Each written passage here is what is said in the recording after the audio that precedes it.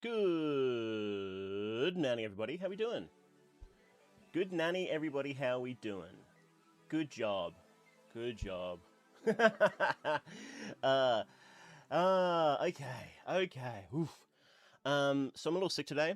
Um, I hang on. Is the music working? Good nanny. Yeah. Can you guys hear the music? It might be kind of quiet. Hang on. Let me just turn that up a little.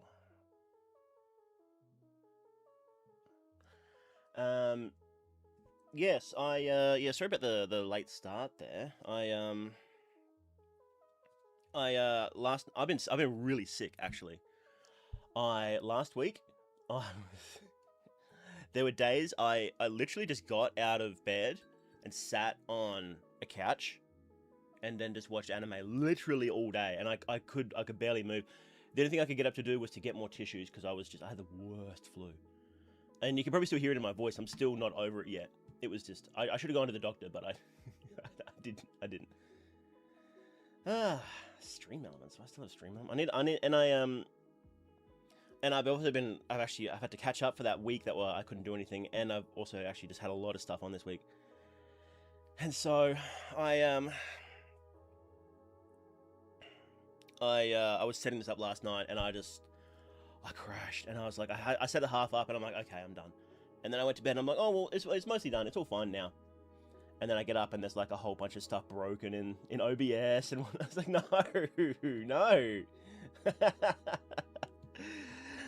So apologies. I really apologize for after I've said my excuses. Now I apologize for any stream issues you have today, and I also need to post. I didn't set up my posts for this, so let me just post. Where are we posting? I was getting all set up and whatnot, and then So I stream through Restream, and so what Restream does is instead of streaming directly to YouTube, I stream to Restream, and then Restream splits it off to YouTube and then Twitch, because that's just better for my internet, because my internet can't really handle. Well, maybe it can actually. Maybe that's worth trying actually. I'm just stuck in an Australian mindset where the internet just can't do anything, anything at all. So I might try that sometime. And just try to stream to both instead of going through Restream. Restream's good because you can, if you have an account, like a paid account with them, you can stream to like 20 different services or something like that.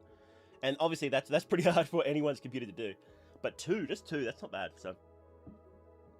But yes, how are you guys going? How are you guys going today? I hope you're going well.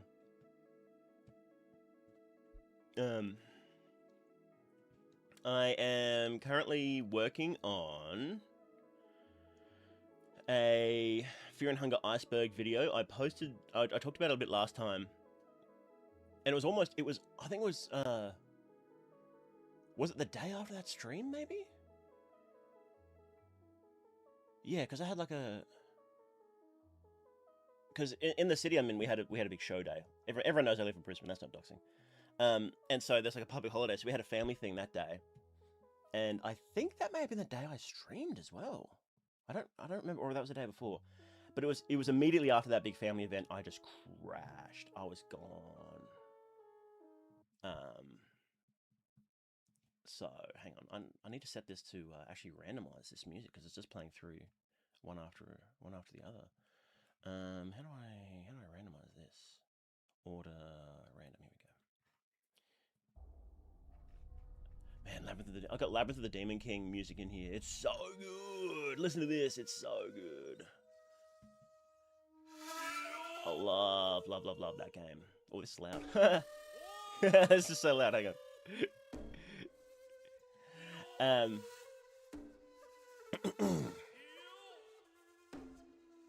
Go play Labyrinth of the Demon King, by the way. That game is awesome.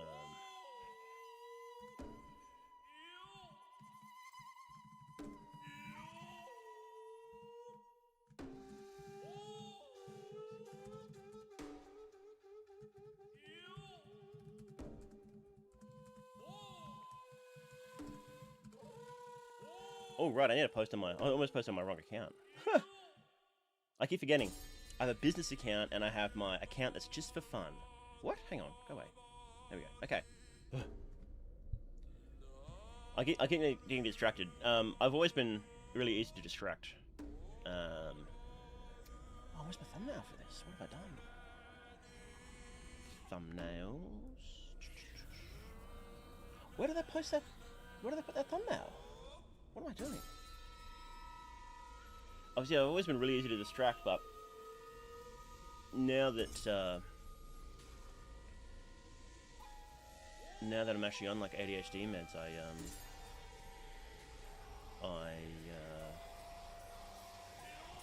have the energy to follow through on it. Where the hell is this? Jeff.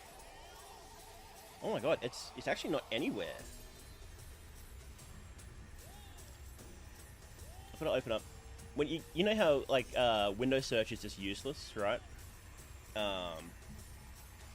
Here it is. Jeff the Killer. Where did I save that?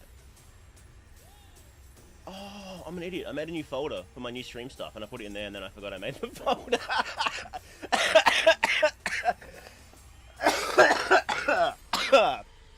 Oh, bloody hell. Bloody hell.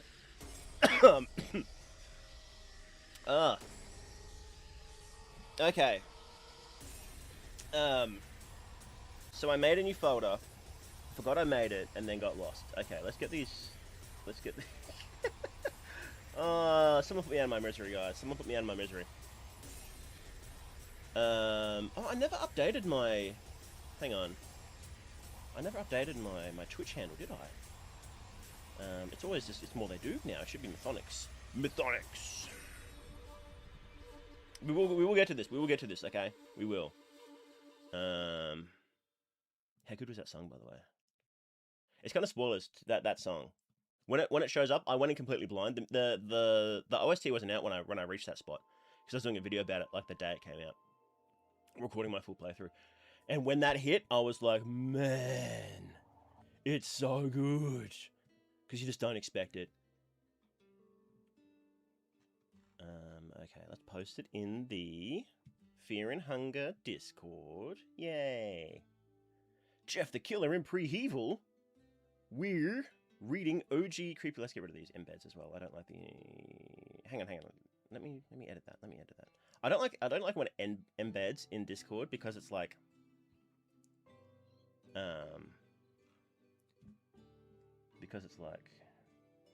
can I not add an image when I edit something? Oh, I can't. Whoops. Oh well. Because embeds are ugly. I don't like it. Announcements going live. Okay, dog whistle. Me calling that dog whistle is no one's ever asked me this. This is one of the things that I expected people would ask me. You know how, like, when you're setting stuff up, you think, oh yeah, you know what people are going to ask, right? You think you do, and then that isn't what happens at all. I was certain that people would say that dog whistle is a dog whistle, and I've always been expecting that, and nobody ever has in like the, geez, how many years I've been doing this now. But it's dog whistle because why is this not uploading? Hang on. Because I'm a dog. 1-1. I hate this thumbnail, by the way. It's so creepy. Jeff the Killer's face actually creeps me out. It works on me. Like, look at this. Look at this. It works on me. That's terrifying. That's so scary, bros. Oh, hang on. Can I?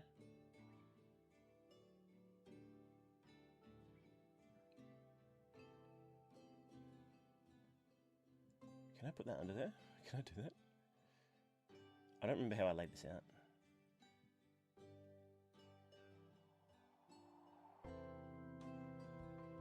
There we go.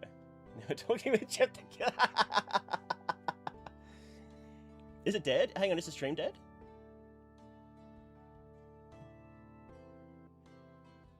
Are we still going?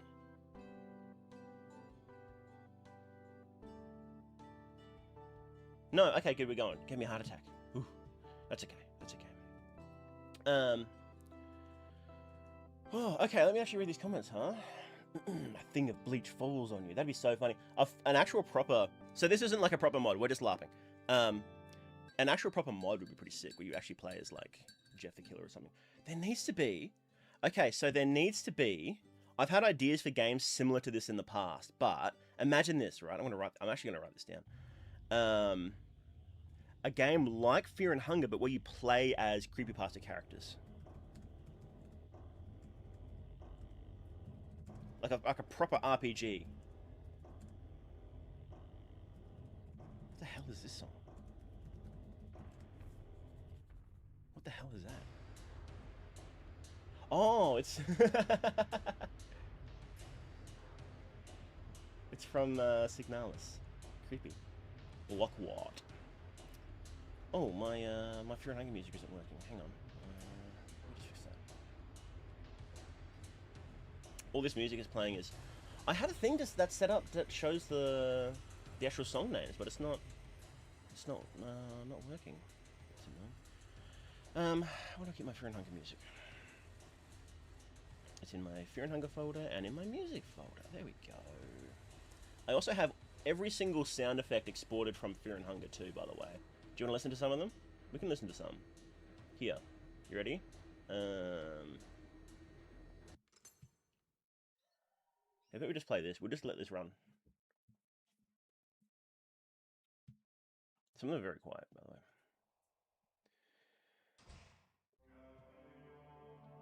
Oh, that plays when it does Blood Sword. Oh, crunch. Will this be a fresh run? Yes, Big Daddy Summer. Do I have to call you that? Can I call you Big Daddy Chan? Hey, Phoebe Time. Early. Yes, you are. Been a while since I joined the stream. Hey, Raccoon. How you doing? Am I quiet? Am I actually quiet? I need to, I can move my stuff around a little bit. Hang on. Oh. Laundry Machine OST? Yeah, it is. So sorry, what is this stream where, you know what? I don't know. I remember being terrified of Jess the Killer's face as a youngster. When I finally plucked up the courage to read the story, such a letdown. It's so dog shit. It's so bad. I read it. It would have been like... Because I was the same. I didn't read it for ages. I read it like last year or the year before. And I was like, this is it? This is what everyone was freaking out. But I think everybody was making fun of it for the most part, except for like the 11-year-olds that were into it.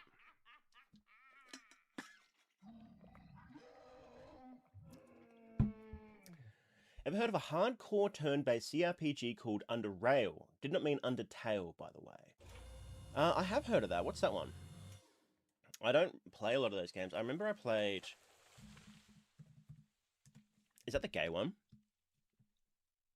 What's that one that's just like buff dudes? I didn't play that one. I didn't play that one. All the boys were talking about it in the group chat, though. What's that? CRPG with buff guys. Oh, this is not helping at all. This is not what I wanted to Google image search. I wanted to Google search naked buff guys. There we go. Oh, no. Oh, I didn't see that coming.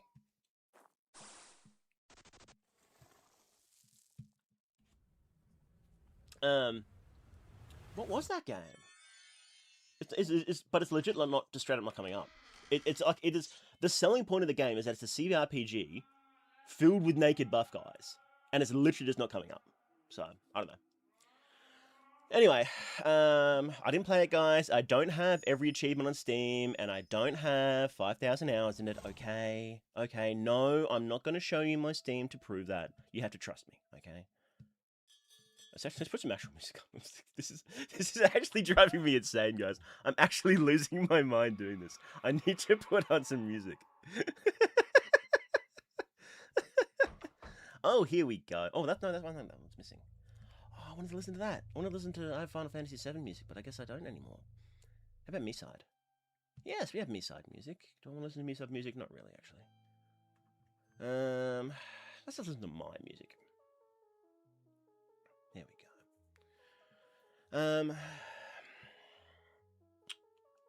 the hell are we talking about? What are we talking about, guys? What have you done to me? What have you done to me? But yeah, I'm just I'm pretty. My brain is pretty cooked at the moment, to be honest.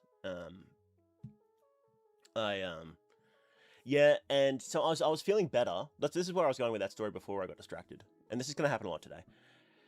Um, I was starting to feel better, but I had to go out yesterday for a big thing, big family thing. That was a lot of fun, but I think it just wore me out because I really crashed hard last night, and I had a terrible sleep. And I just woke up, and I feel worse again today. So I was like, if I felt any worse, I probably would have cancelled stream. But I was like, no, I don't want to do that. I want to actually, a professional. This is what I learned when I've been learning a lot about the idol world recently. Like Japanese idols, right? And what I've learned is that an idol goes on stage, and no matter how they're feeling, they have to go out and they have to put a smile on and they have to give the best performance that they can. They have to, and I quote, make it so that the fans want to come back. Give them something to come back for. Really brighten their day. Really make their heart shine. And that's what you do. That's what you do. We need Jeff the Killer. Don't ever get sick. Exactly. And look, I've actually been looking forward to this. I do want to read this out in stream because it's Jeff the Killer. I don't care how shit it is. It's Jeff the Killer. So, yes. I might be a bit sneezy and a bit coughy today, and I'm going to blow my nose right now. I'm going to mute so you don't have to hear me blow chunks. My sneezing and coughing and blowing my nose has been gross, so I'm not going to subject you to that.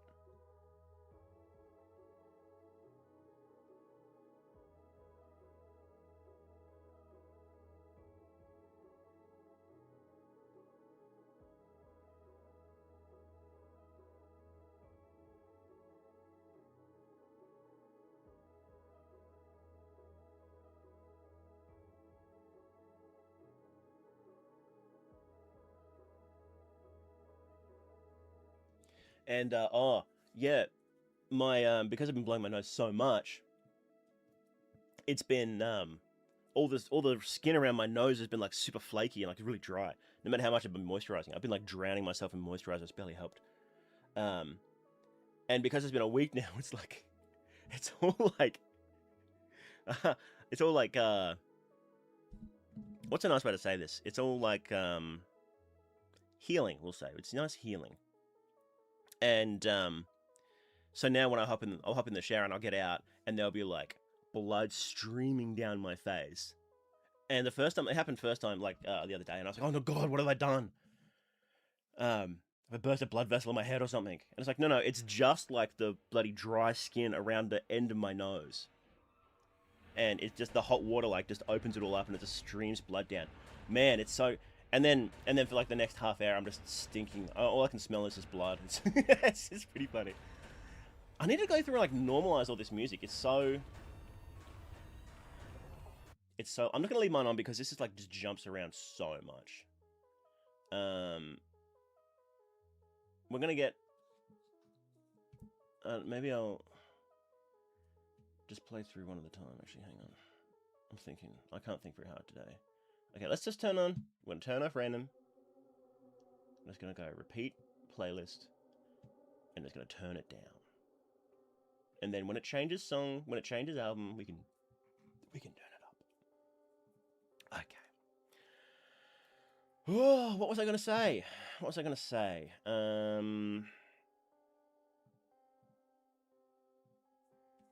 Hey, Fishbones, how you doing?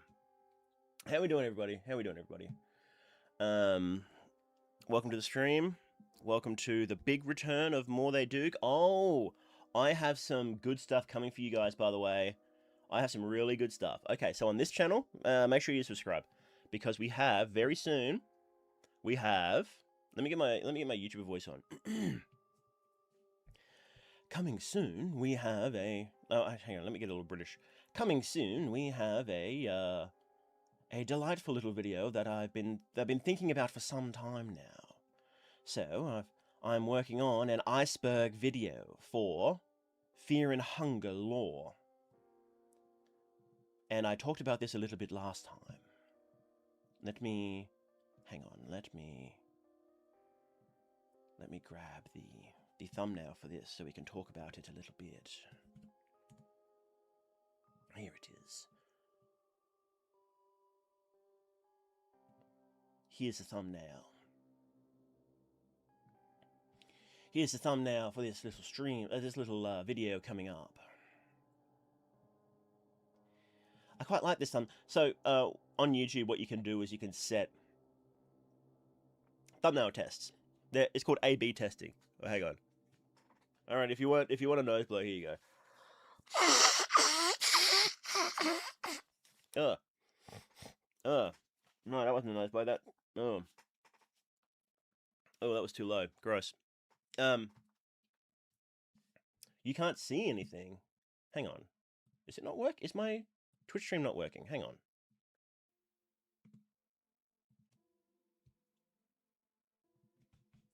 Oh. Why is this not working? What is... Hang on. Oops, sorry. What's going on here?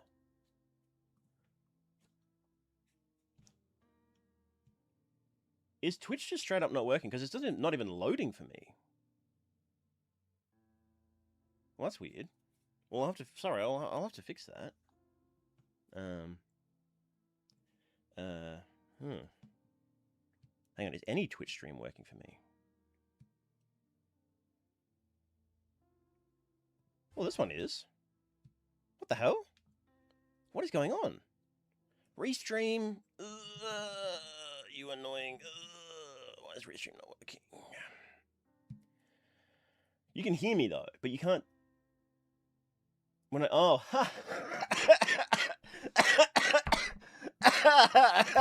God damn it, Fishbones, fuck you.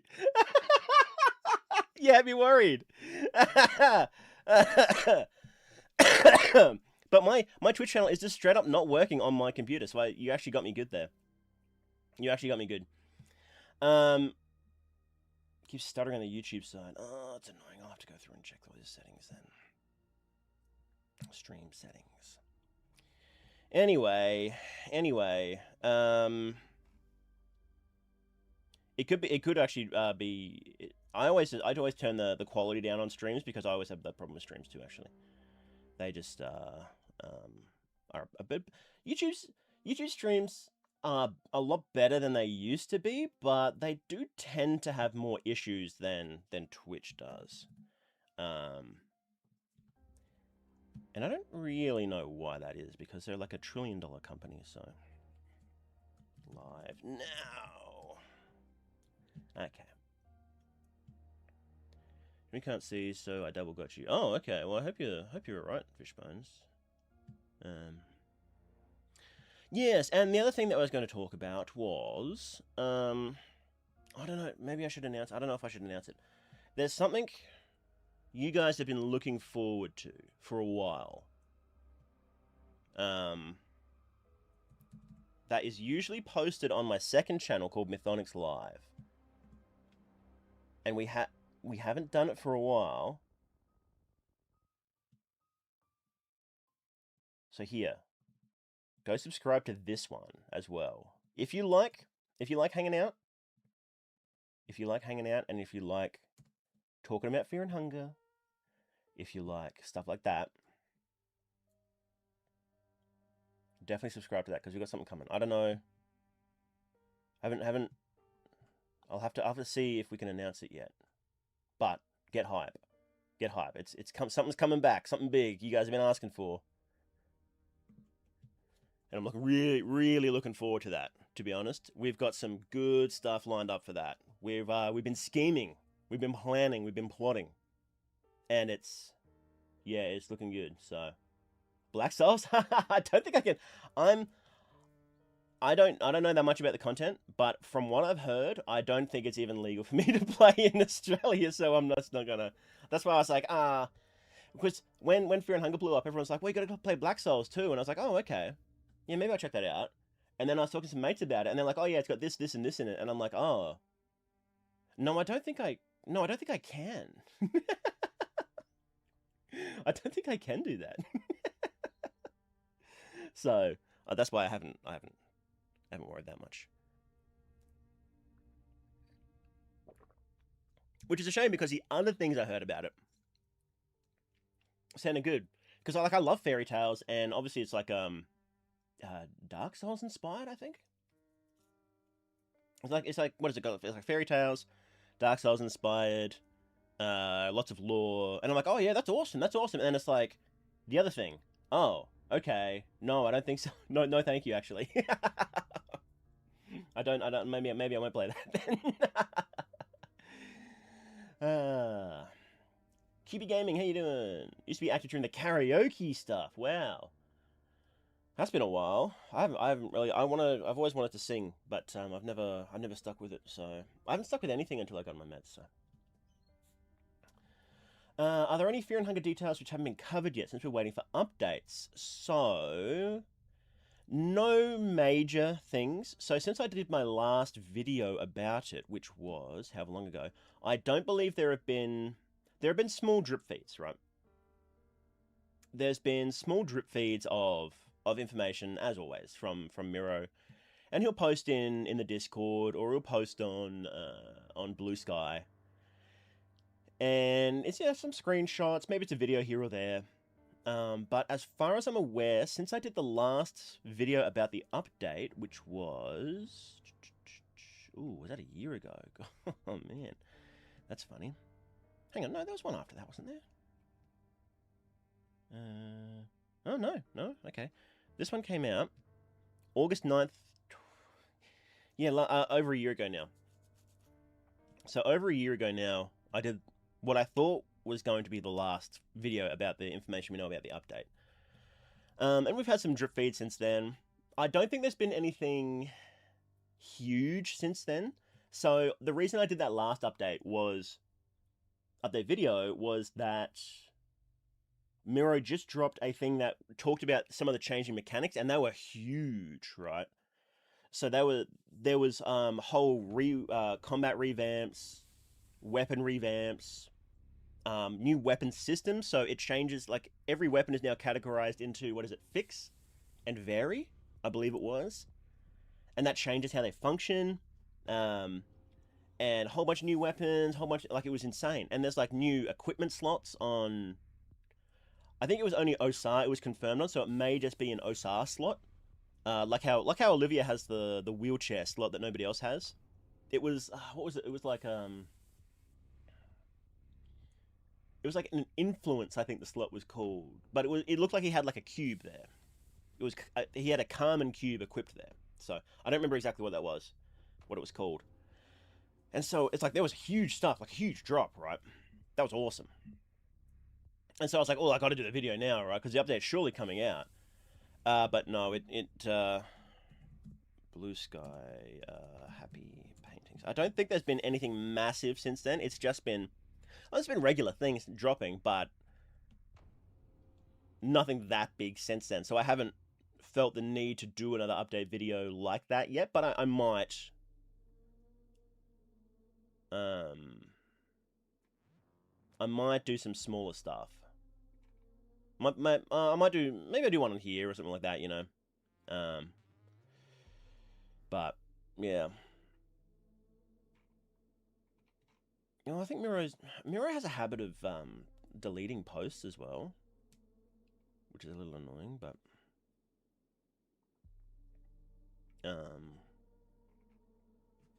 so I wonder if he went through and deleted a bunch from Blue Sky, actually, because I feel like there should be more there. He did that back on Twitter too, so I don't know. He just does it sometimes. And someone asked him once, and he's just like, "Because I feel like it." It's like, "Oh, okay."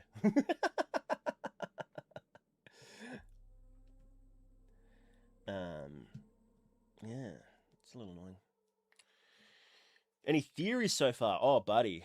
Yeah, a lot of lore is going to change from this update. From the snippets we've gotten, there is a whole new era that is introduced. So, you know how there's like, the era of the Lizard Man, the era of the Old Gods, pre-Ulmir humans, and then Ulmir, and then the different ages after Ulmir.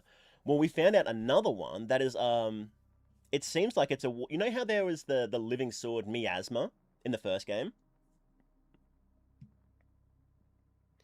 Well, it seems like there's a whole race of those things, like multiple families of them. And they had a war. It was like the War of Bleeding Edges or something like that, and they ruled the world at some point. So it's like, what the hell is that? Like, what do you mean the swords ruled the world? Like, it's just insane. And that's a whole extra era of history we've heard nothing about until now. So that's going to be pretty. How that influences the rest of the lore, your guess is as good as mine, but that's going to be a big deal, whatever it means. When did I'm trying to find those where I had those screenshots for that. But also, the actual game itself is going to be changing quite a bit. Gameplay-wise, obviously, like what I mentioned before, the world map is changing quite a lot. There's whole extra areas added. There's going to be new shortcuts everywhere. So the original intention for this update is going to be sick, yeah. Olivia better get a cooler chair. I hope she can. I kind of hope she does. Maybe if you get, like, a Bella's soul or something, you can build a special chair for her or something like that.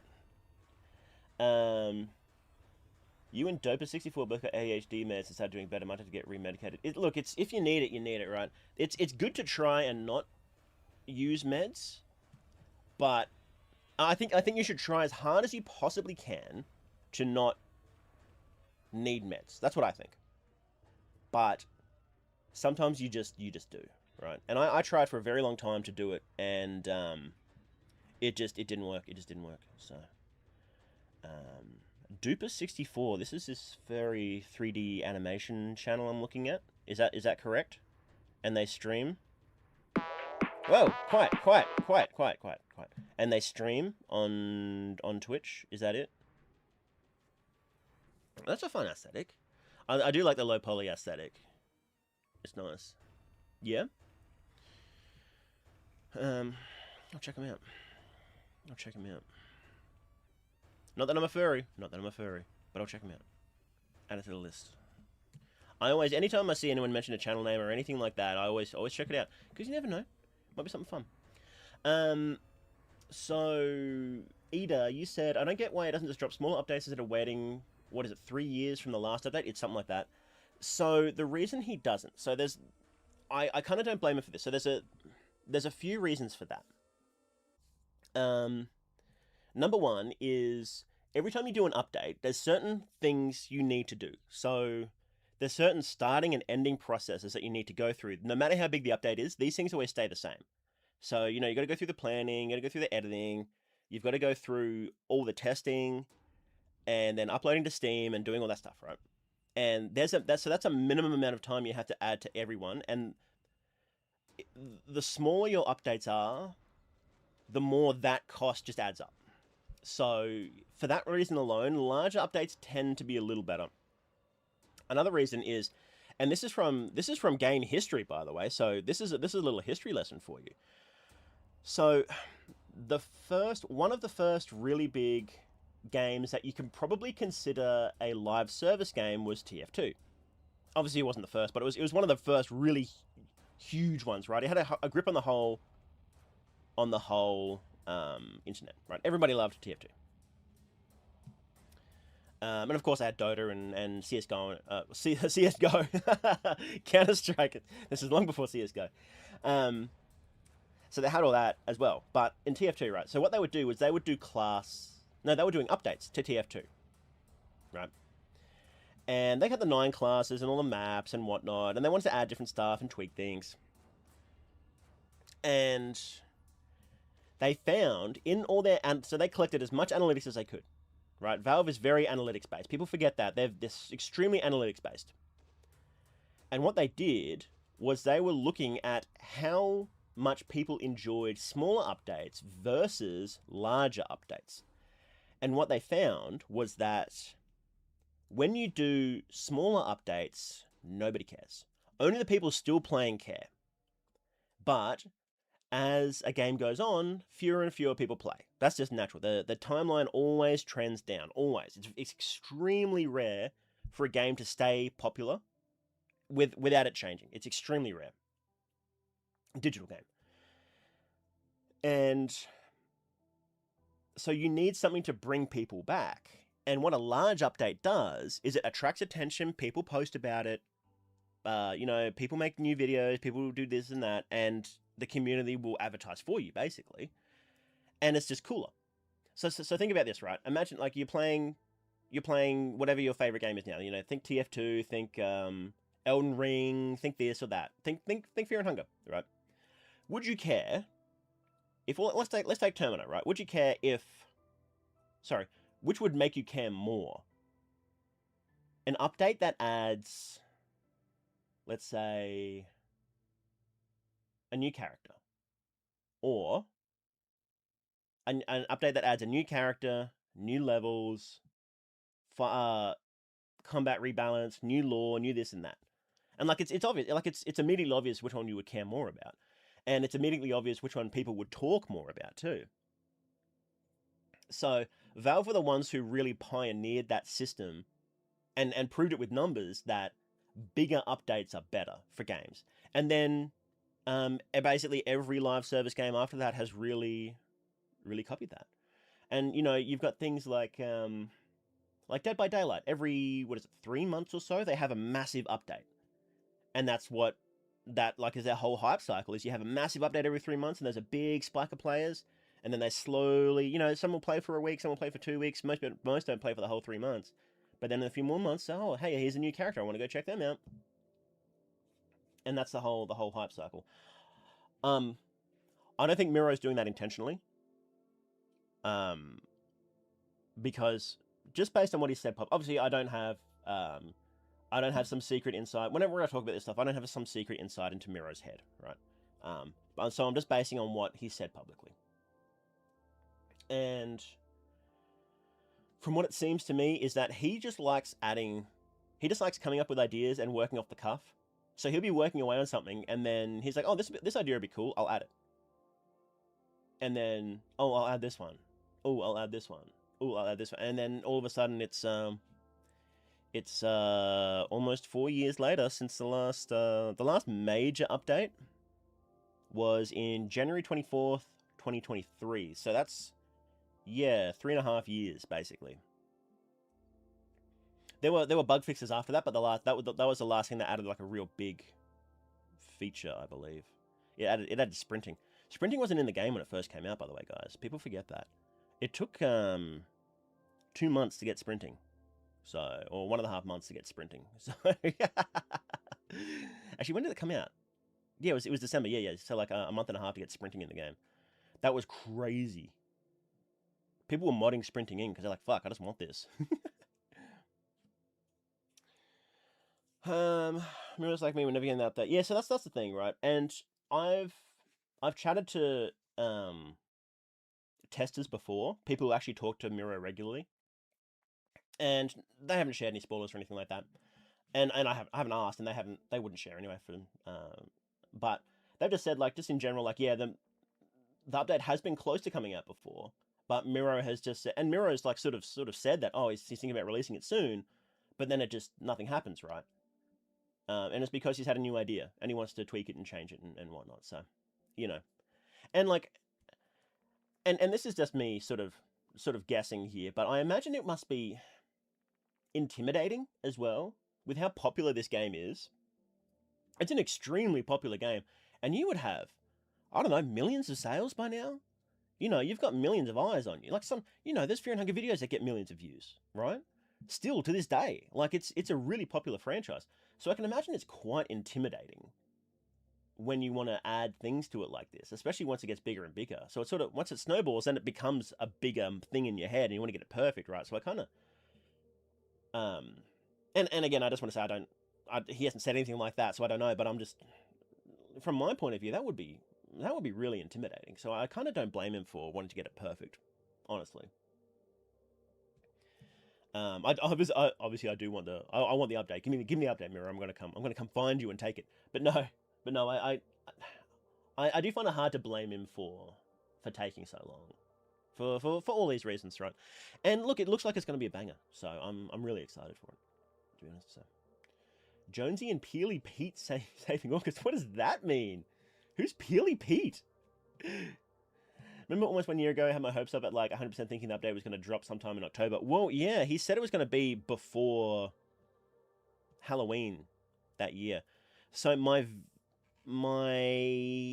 first Sulphur God video I rushed that because I thought the update was going to come out soon.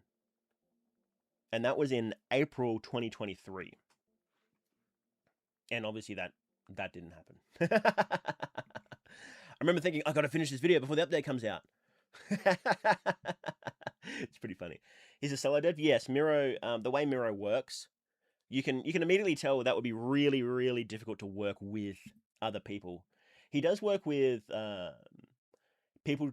People do music for it, and there has been contests to submit enemy designs, so not the final art but the designs, and of course he uses like RPG Maker and RPG Maker plugins and whatnot, so he's technically hasn't done literally everything by himself, but in terms of like making the game, it's like, yeah, he's done like 99.9% of it, right? So not by this October, just in October. Peely Pete for the Fortnite Funga. Who is Peely Pete? Who is this? Oh, it's the Fortnite banana.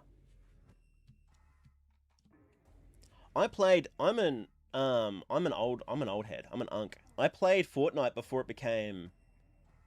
So Fortnite was the you know how in Fortnite there's the save the world mode. Well, that's what it's called, right? Save the world. Where it's like the zombie building thing. I played it when it was just that, and then at the time it was player PUBG, Player Unknown's Battlegrounds, something like that. PUBG got huge. It just exploded out of nowhere. And then every game at the time was like, well, our live service game is failing. Let's just do that. And Fortnite slapped together a battle royale mode, and then it became the biggest game ever. Actually, is it the biggest game ever? I don't think it would be. I think GTA 5 might be.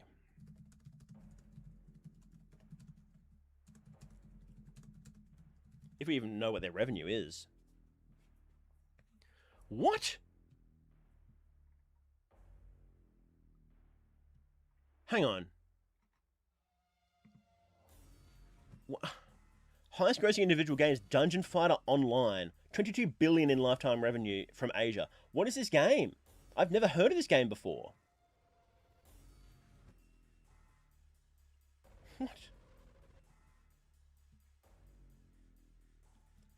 Well, okay, well that makes sense, you know, because you'll see that like in streaming too, you'll see like the list of the top streamers, and it's like, okay, you know, the top 5 I know, they're all Western ones, and then it's like some Spanish guy, and he's got like 1 trillion subscribers. It's like, oh, who the hell is this? Kremlin and Fortnite will go hard. It'll be sick. They probably thought about it. They collab with everybody, so they probably thought about it. They wouldn't do it though. The sexual content in the first game is a bit much. So that would be the exclusive reason why they haven't done it, is because the guard has a big fat fucking stinger. Can you imagine how mad Mirror is right now? He's sitting there. That's why it's taking so long, because he's just seething at himself, at his past self. He's so mad at his past self for adding a stinger to the game, and it means he can't get in Fortnite. Wow, he's so mad about it. I would be fuming. What I would do is I would take down every single old version of it, and I would edit it out. I would be like, come on, buddies. Fortnite, come on. I'll take it down. I'll do whatever. Malfear and Funga Fortnite collab just dropped. Don't lie to me. God, Stinger and Fortnite. Literally just learned of that game last week. Fear and Hunger or Fortnite? Not Fortnite. Stingers with glitches? Exactly. Exactly. They're not actually, you know, they're not actually a giant penis. Hang on, Horn Goddess, is your profile picture... That's... Albedo, isn't it? That's her name, right? Albedo. I just started rewatching that the other week when I was really sick. Just like a couple months ago, and I'm like, man, this is slop. This is exactly what I wanted. Sometimes you just want to watch slop, right? Battle Royale modes are fun when added to the game when you wouldn't expect them, like Battle Royale, Dark Souls back in DS2 or DS3. Yeah, that would have been sick. Alfredo, yeah.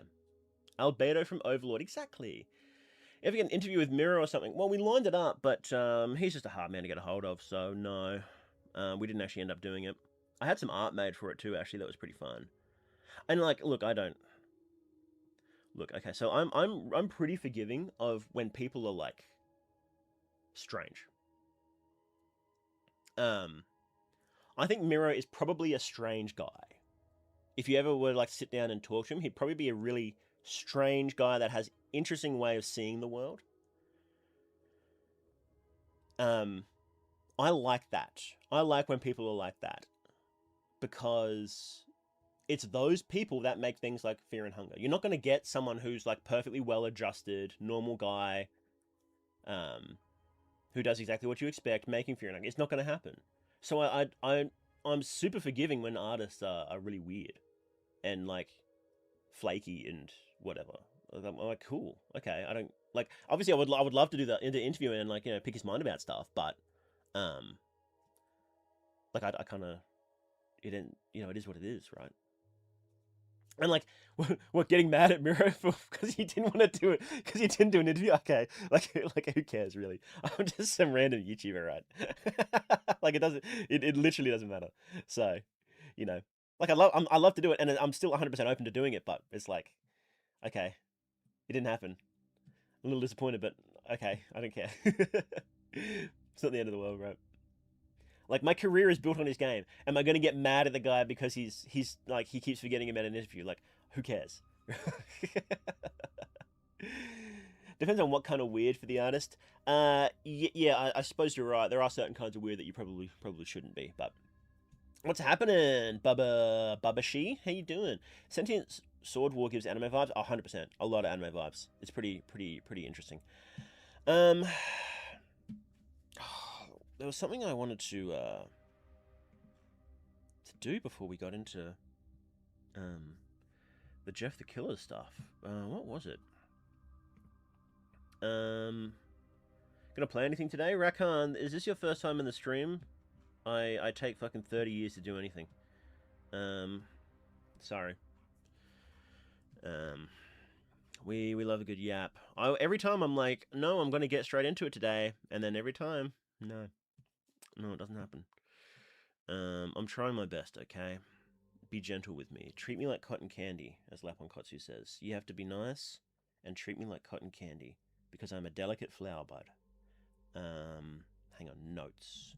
So there was an interesting discussion on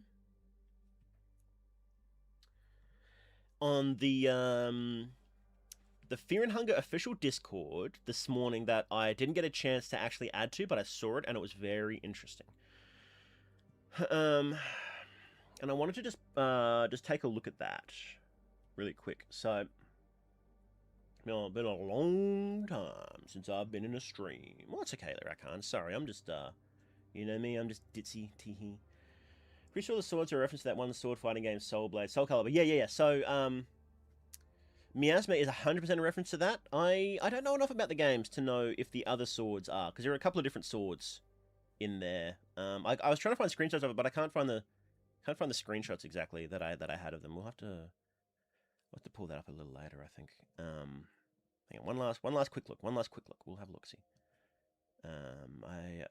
Because for those videos, I did have all the screenshots, but then some were videos, so they just were in the video, and I didn't actually take a screenshot. So, yeah, no. Yeah. No, I don't have it here. That's okay. Murray found out he's destroyed my knee, and it's gone. Jeez, man, be careful, huh? Basically saying he got to talk with him once about his workflow. That took him forever and everything. That was like 2 years ago. Oh, I know a YouTuber streamer from Spain. His name is Baity Bait. Found Fungo on his channel. He saw a video talking about it, and he said he wants to get to talk to him. I don't know if the rest of it. So Miro is always happy to, if you can get a hold of him, he's always happy to answer questions and whatnot. And he has done. I know he's done written interview. He did one written interview at least. That was very interesting. But I think it may have been before the game came out, or like right as it did. Hey Nasa, how you doing? So yes, it's not like he doesn't talk about it. He's just hard to get hold of. Just because he just never checks stuff, and when he does, he's got a gazillion messages because it's a pretty popular game. So it's just hard for him to actually do it, even if he wanted to. So. Soul Edge and Soul Color are both sentient. There's a blacksmith that made them, and his weapons might also be sentient. Ah, okay. It might be worth going over the lore of Soul Calibur real quick then. I remember I played one a very long time ago. Jeez, what was that one? It had Link in it. Soul Calibur link. Soul Calibur 2? When was that? 2002? I remember having fun in the game. Oh lordy, those girls were cute.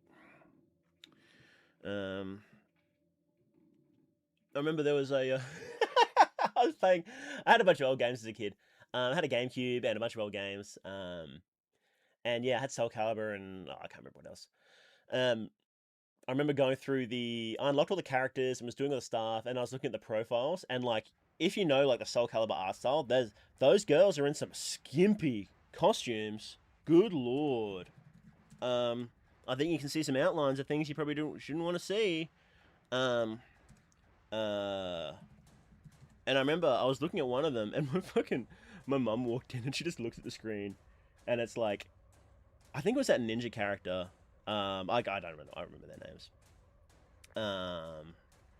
And she's like ultra skin tight. You see everything. She just looks at me, and then just walks out. It's like, oh no, I'm not doing that, Mum. I'm just looking at the characters. Oh, it's funny. Also had Spawn and Heihachi from Tekken. I think I played Tekken. I think I had it. I think I played it though. I think my brother or something had it. Spawn. Oh, he's that comic guy, isn't he? He was big. Like, they were trying to make him a real thing back in like the early 2000s, weren't they? Spawn. Never seemed to really blow up though. But I don't know. I was never really into like Western comics and such. My brother was. But... Soul Calibur girls are some skimpy stuff. They can fight whole armies. That's cool. Exactly. We love empowered girlies. The girlies can wear whatever they want, and they can fight whoever they want. I'm a feminist, guys. I'm a feminist. Here we go. Okay, let me... Oh no, this is just completely broken, isn't it? Okay. I'm not going to be showing up here. It's just completely broken. What have I done? Do we even have the right things on here? I'm sorry, guys. I'm just out of it. Okay, browser capture...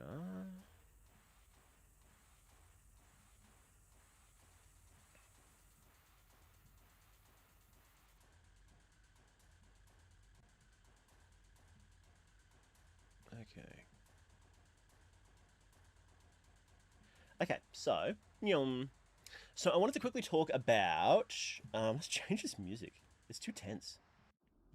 Okay, that's better. So there was a discussion in the... Let me do an introduction first, huh? Good morning, everybody. Today we're going to talk about a brief discussion that was happening in the Fear and Hunger Lore channel Discord this morning that I wanted to briefly comment on because I thought it was a bit interesting. So people are unsure about the connection between human souls and the new gods. So I just wanted to just like poke around and see what in-game actually talks about it, because the wiki contains most of the text from the game. It's not all of it, but most of it. All the important stuff it is, at least. And I wanted to explore a couple of things about that. So we'll go here. Now, the very first thing we should look at is, in the first game, right next to the hexen at the start, there is a little book, and it's just like a note that just sits there, right? And this is the first place you're probably going to actually use the hexen and upgrade your skills, because this is like, if you recall, this is where the guy is being sacrificed by the priests, the guy on the Ulmir altar, and then you can kill the priests, and then you can get a soul stone, and you can unlock that door. And so what it says is, the hexen creates a connection to the gods, both new and old. To get closer to the old gods, you must work your way up and gain their affinity. With each circle, you get closer to them. The new gods only pass their knowledge to those who share the same birth sign and soul with them. And so basically what this is saying is, we're not worried about what this first one says. The first one just says, you need to get affinity to use the old god powers, and that's something entirely separate. But this is the one here that what we're really interested in is, the new gods only pass their knowledge to those who share the same birth sign and soul with them. Right? And in the second game, there's this book, Occult Grimoires. So this is a book that you can find right next to the summoning circle for the whole of the new gods. And so we'll just read it out. Occult Grimoires, Magic in Theory and Practice, written by Samiri Zimri, translated by Oscar Rente. So that one doesn't lose his mind along with his soul, one must come prepared for all situations. The basic of any knowledge are always the most important. You need steady foundations in order to build the tower to the gods. To perform any rites on a ritual circle, the founding circle must be carved first. The asymmetric circle represents the older gods and their one-sided distribution of power. The second is the imperfect circle. The imperfect circle is the mark of the new gods who strive for perfection. The imperfect circle is the mark of the new gods who strive for blah, blah, blah, blah, blah.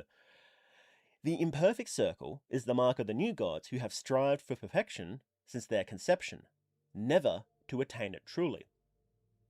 The last one is called the perfection circle.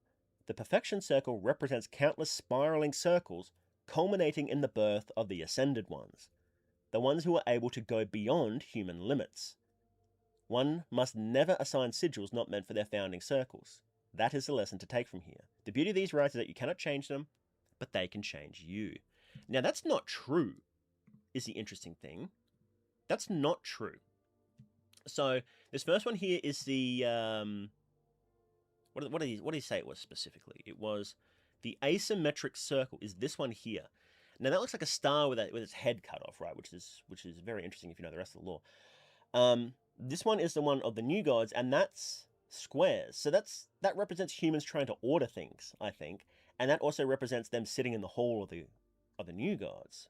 And this one is the perfection circle of the ascended gods. So you can see the spiraling circles getting tighter and tighter. And when you combo that with this, with each circle you get closer to them, that sort of shows that the more you gain the affinity of a god, the more you become like them. And an ascended god is a human who has taken on the soul of an old god and has almost literally become them, but has changed it somehow, aligned it more with humanity. And that also aligns with what Osar says about how the old gods work. But again, that's a bit of a different topic, so we're not going to worry too much about that. We'll keep that open actually. And so what I wanted to look at specifically was somebody said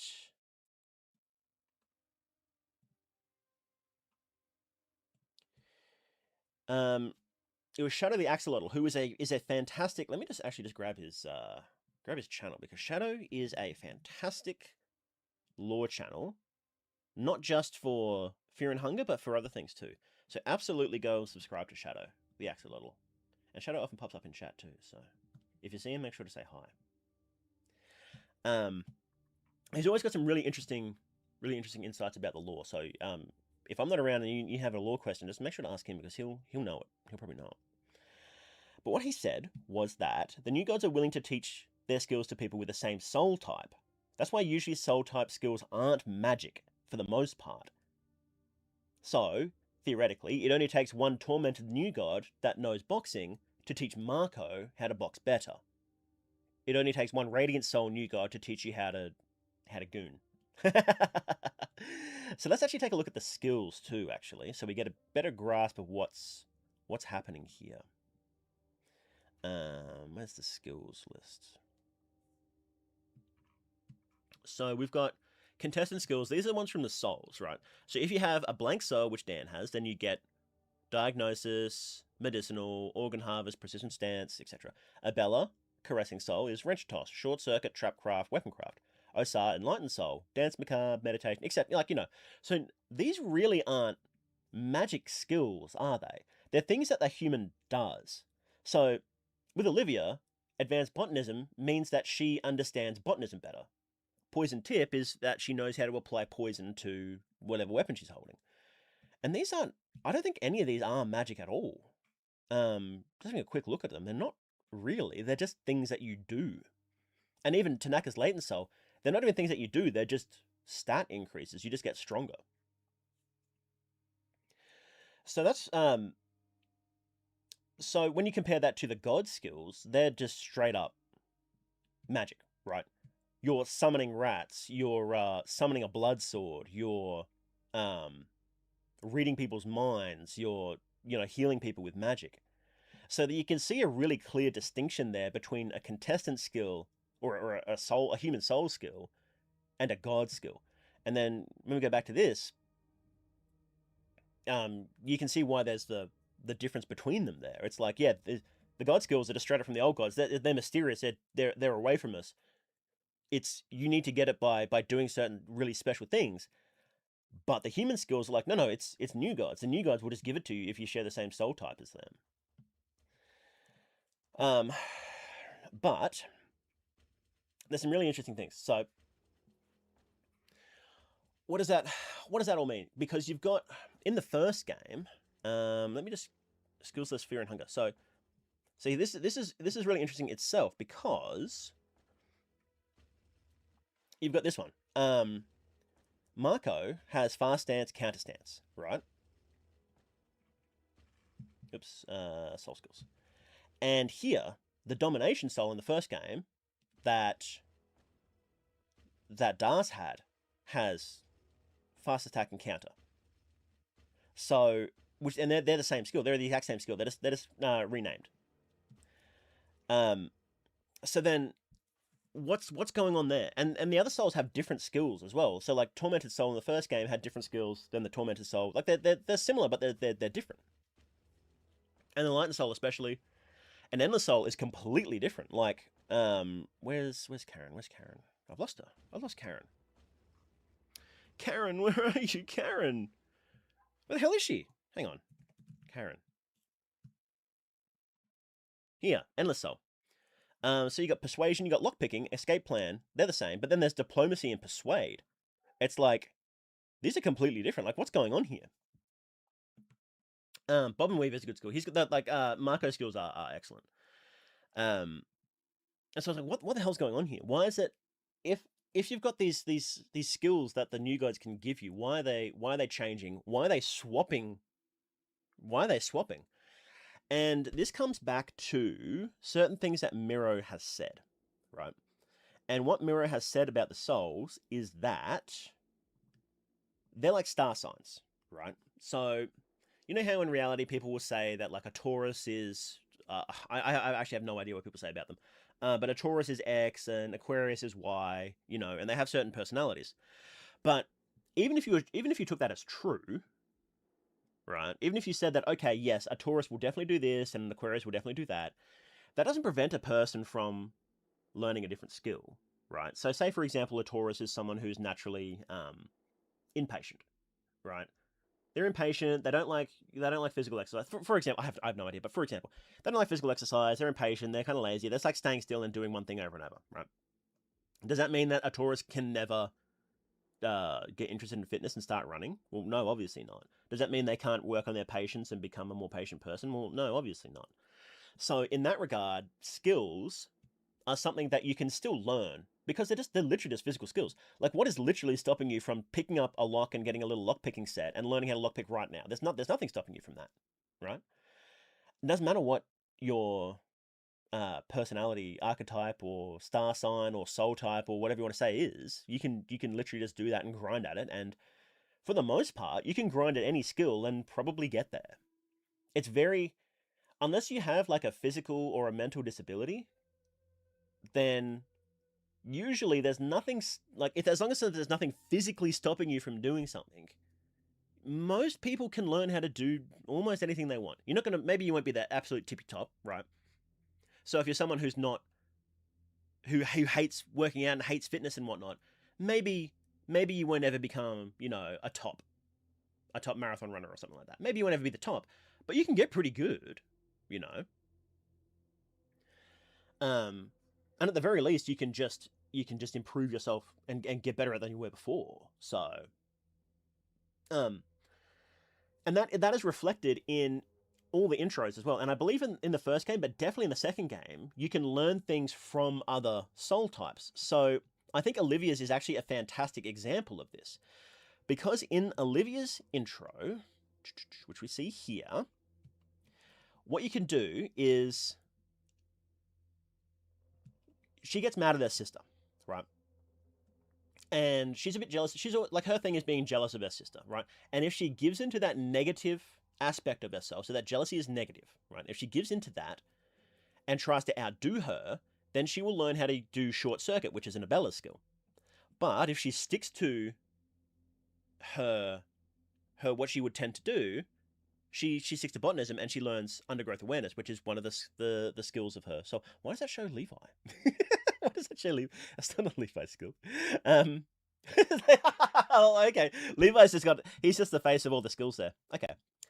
Um so that's sort of what it seems to be. It's like if you stick to what your soul would normally do, then you will get the skills. You'll naturally be interested in these skills, right? So Olivia is naturally interested in plants and whatnot. Karen's naturally interested in this sort of thing, and Pav's like that sort of thing, right? Levi jump scare, yeah. So, what does that mean that the new gods can give you abilities then based on your soul? Well, that only applies to the Hexen, in my opinion. So this is specifically talking about, so where it says, the new gods only pass their knowledge to those who share the same birth sign and soul with them. So this is, I wouldn't say it's entirely a gameplay consideration. It's probably, I don't think there's many strictly gameplay considerations, especially when they're written down, outside of like the literal tutorial books. But basically what this is saying is that you can spend a soul stone, you can spend a lesser soul, and then as long as you have the right soul type, you can commune with the new gods, and then they will teach you a skill. You can get around that by killing somebody with that soul type and taking their soul, but in general, the new gods will only do a certain thing.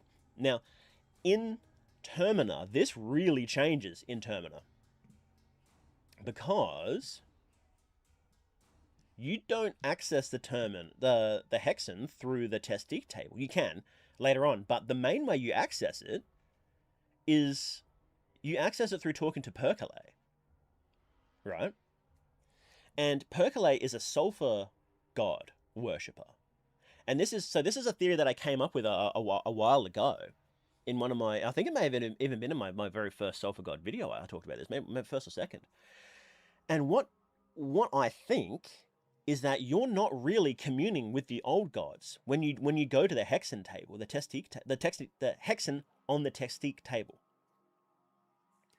What I think you're doing is you're communing with Sulfur, and you're giving Sulfur a soul, and then he gives you an ability in return. Now,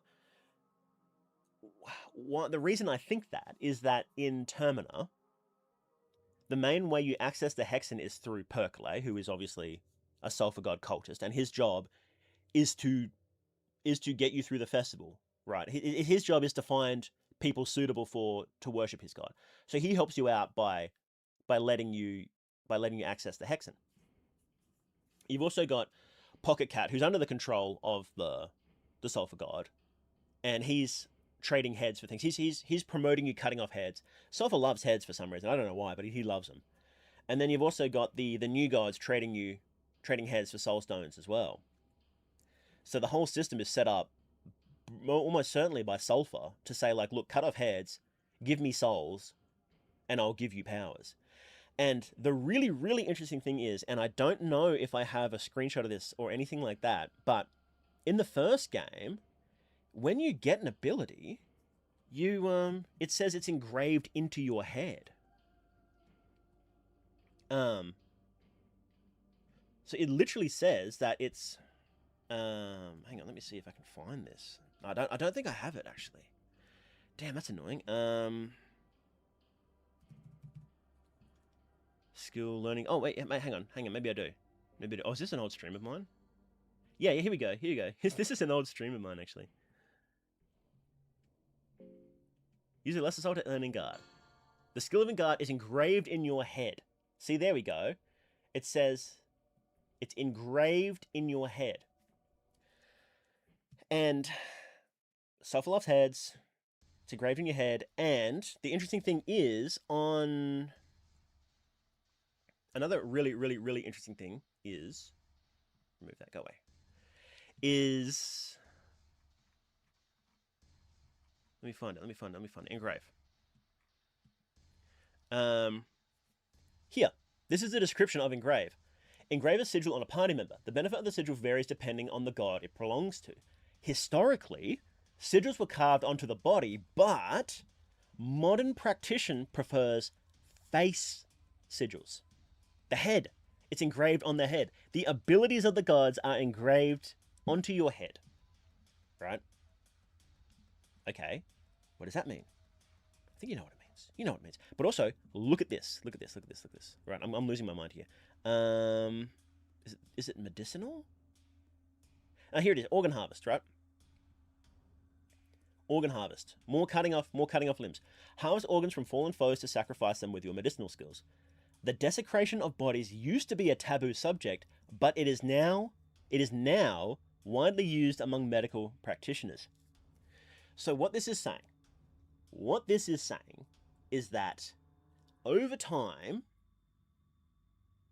and recently, it has become more common to desecrate corpses, and especially the head, and Sulfur loves people cutting off heads. And he messes with the head, right?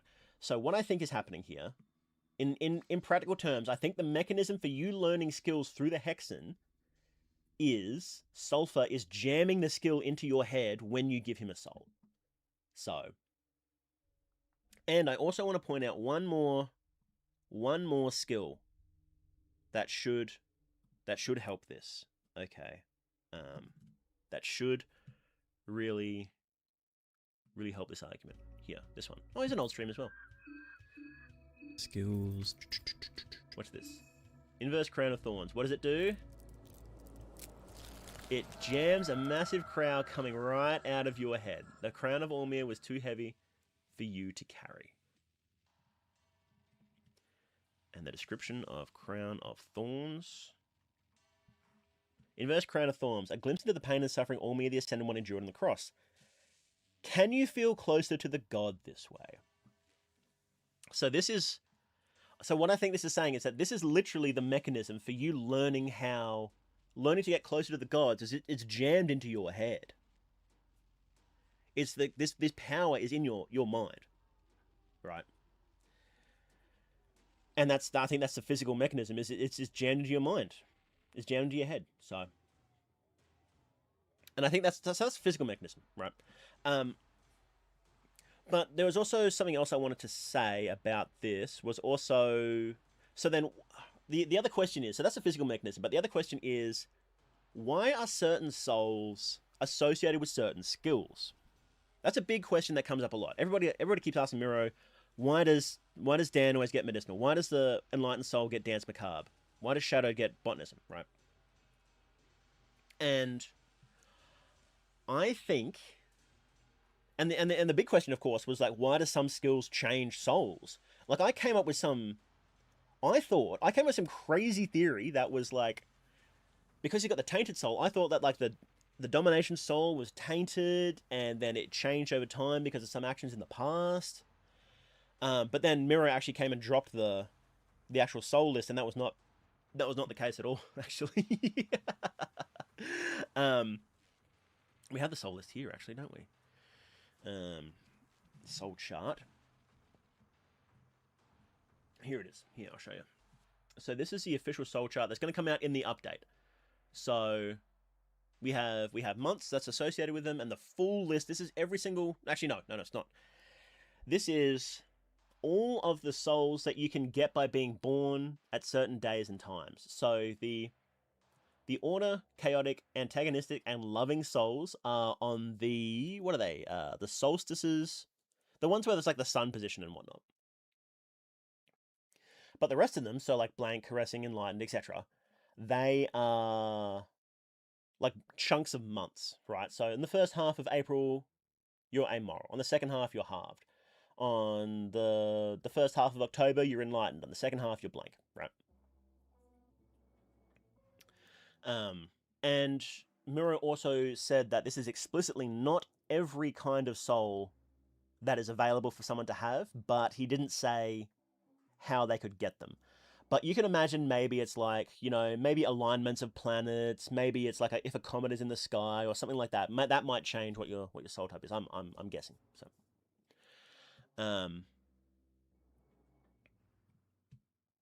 So the implication, but mirror. So the implication is that the souls are associated with the sky, right? The position of the sun and the stars and the moon, which is explicitly associated with the old gods. Then, but then Miro is also like, well, that's not necessarily true, because it's as real as astrology is in real life, which is either yes 100% correct or it's entirely made up depending on what your view is. So, is this real? We don't know. Maybe.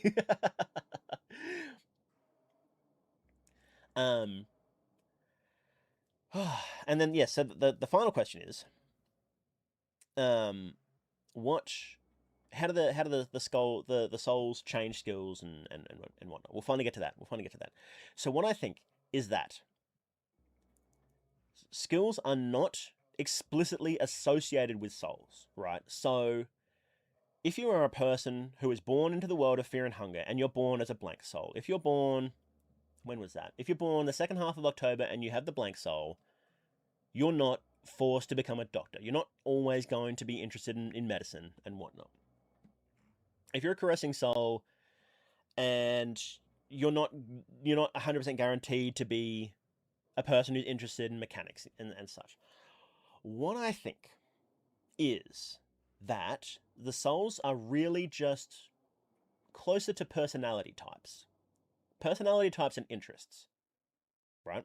So if you're born with a caressing soul, then you're someone who's interested in things like this, in crafting things, in repairing things, in carefully like examining mechanics, examining systems, anything technical. You just love that.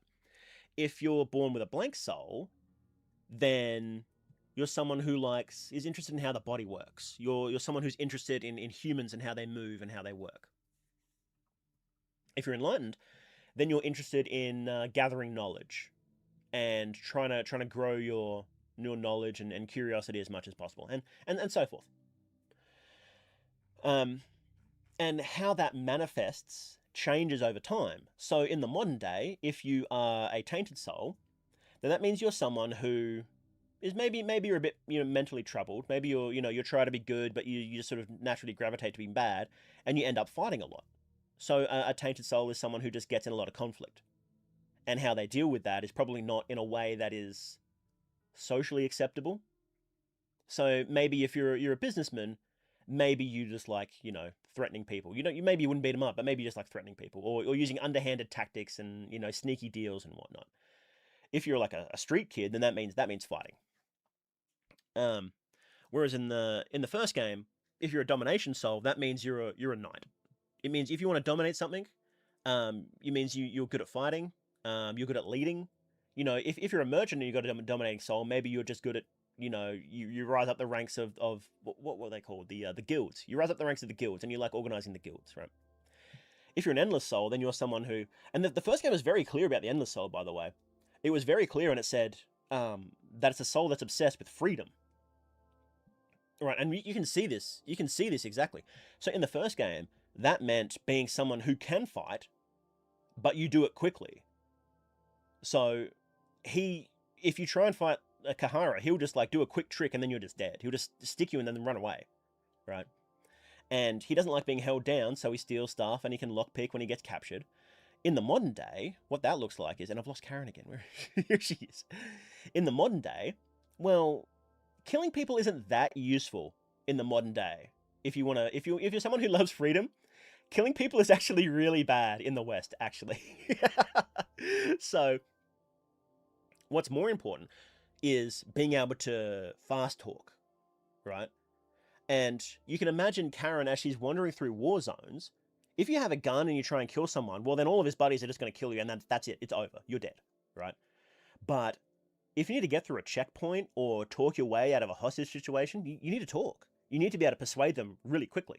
You need to tell them that I'm not someone you need to be worried about. You need to let me through. You need to trick them and get through. And so that's what her skills are. That's what an endless soul looks like in the modern day. And that's like a very slight difference between the enlightened soul in the past and the enlightened soul in the current. In the past, it was like, no, you're fighting magic users all the time. In the past, like you've got to do some crazy magic stuff in order, because you're just killing each other all the time, and that was part of Enki's backstory, was just endless blood. Whereas Osar's is very different. He was able to wander around and be like a traveling monk and learn things. So his stuff is not 100% around just killing stuff. I mean, it is because he's a yellow mage, but it is a bit that because he's a yellow mage. But it's also like, oh, he's got meditation. Oh, he's got the spice forges to aid his meditation, you know. So it's yeah, that's what I think it is. So the actual literal skills are just based off your personality. Um and they're sort of things that you would tend towards. And the new gods, so when you go up to the hall, there is theoretically there is an endless number of new gods that share your soul type. There would be tens, if not hundreds of them, right? And they would have access to effectively infinite skills for you to purchase, basically. I think it's a gameplay consideration that you only have, like, you can only purchase like 5, right? Obviously, because Mira's not going to make 200 skills that just don't show up in game.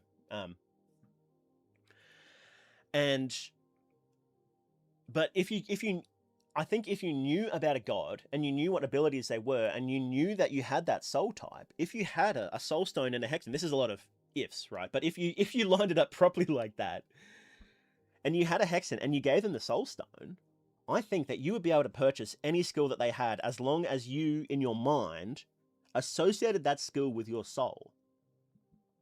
So, for example, if you theoretically associated weapon crafting with enlightened, and you could probably pretty easily do that, figure out, like, you can probably pretty easily link in your head an enlightened soul as somebody who understands mechanics as well, and you found, and there was an enlightened soul in there that had done that in the past, you would just be able to go up there and buy it and go, hey, give me this, and they'll be like, yep, sure, there you go, buddy. So I don't think that a caressing soul is always mechanics, an enlightened soul is always magic, a shadow soul is always botanism. I think it's just, can you justify that with a natural tendency of a character? So that's what I think. And we know that people can look at new gods from well in the past, because that you literally do that. So in the modern day, we've got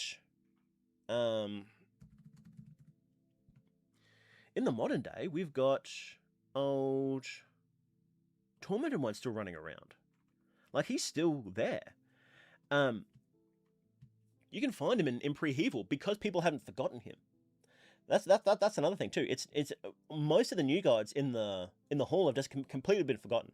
So you could, I don't know, maybe there's, maybe you could find a book that does have a big list of all the old new gods. So it would actually be really hard to do to learn about all these old new gods, because the information probably just doesn't exist anymore, But if you could, and there are some you can, then you could pull this off, I think. And Ron Chambara is a great example of that, because his books are still running around. Like, because he wrote, is it listed here? No, we'll have to go back to where's the book list? Hey, occult books. Here we go. It was, it's like a poet. Where is it? Yeah, New Poems of Love and Torment. So he wrote,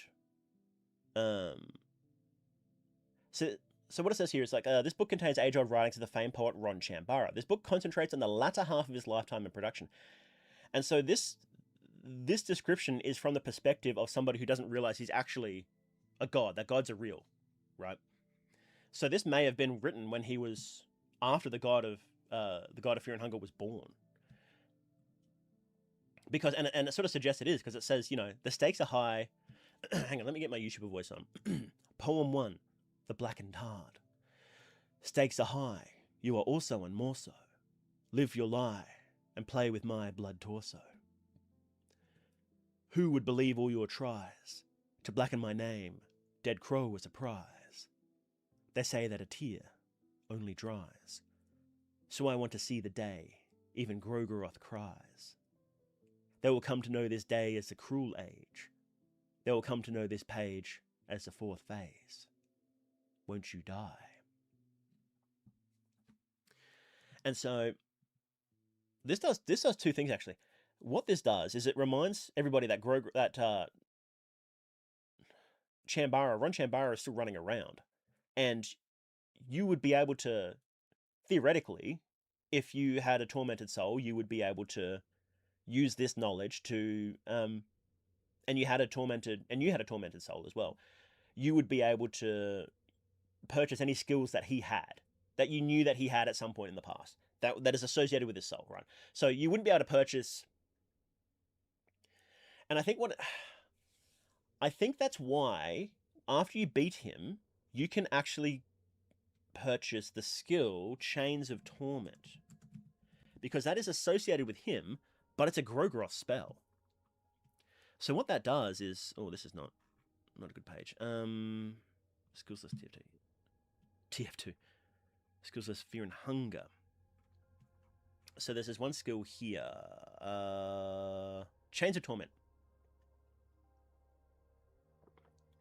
Some of the chains that tormented Ron Chambara for hundreds of years requires 2 rev points.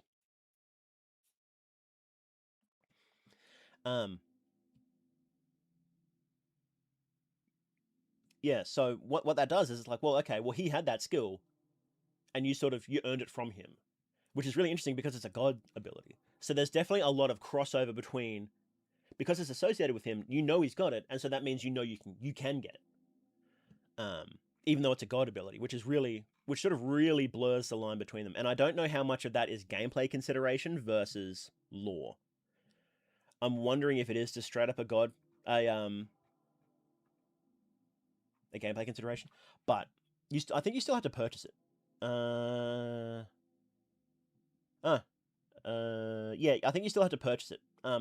So what it does, it just makes you aware of this skill.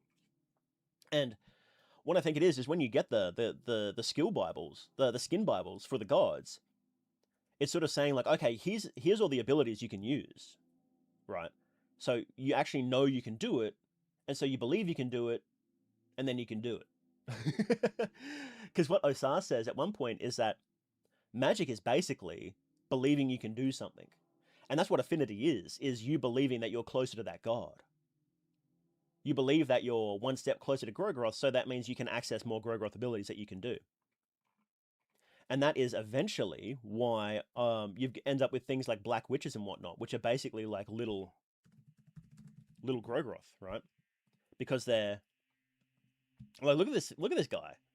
He's just like straight up just a little Grogroth, isn't he? And it's because he's just completely seeping in Grogroth affinity. So that's what I think. I think all these things combo together like that. So, but yes, did you have any questions about the souls that I might be able to answer? I think I answered all those questions. Those are all my thoughts on it. Your souls are not tied explicitly to certain skills. So Endless Soul isn't literally lockpicking, isn't literally steal, but it's what the theme of the soul is, how that sort of unfolds in each era. In the time of the dungeon, an Endless Soul being associated with freedom means you would probably need stuff like lockpicking and on guard. Not literally. You might be a merchant that has Endless Soul, and maybe what that means is they're a traveling merchant, right? And they're good at talking. But if you're a brigand like Kahara is, and you have an Endless Soul, you'll probably have skills like this, right? In the future,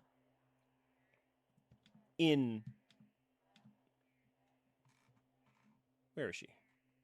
In the time of Prehevil of Termina, if you're an Endless Soul, you would probably be a smooth talker, because killing people is not as useful in an age where there's wide police forces everywhere and databases and whatnot. Like imagine in the modern day, if you're an Endless Soul, you might be some sort of like hacker or whatnot, but you will almost certainly not be a criminal, like someone who goes around robbing people or killing people, because it's just too easy to get caught. You get caught in about 5 minutes. In the age of the flock camera, you want to rob somebody? Good luck, buddy. Like they're gonna throw you in the slammer in 5 seconds. Like you can't outrun it.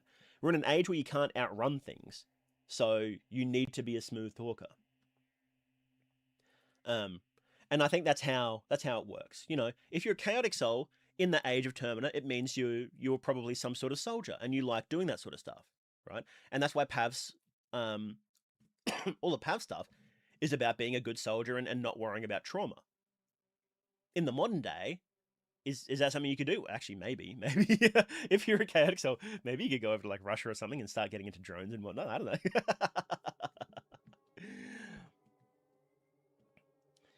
Ah.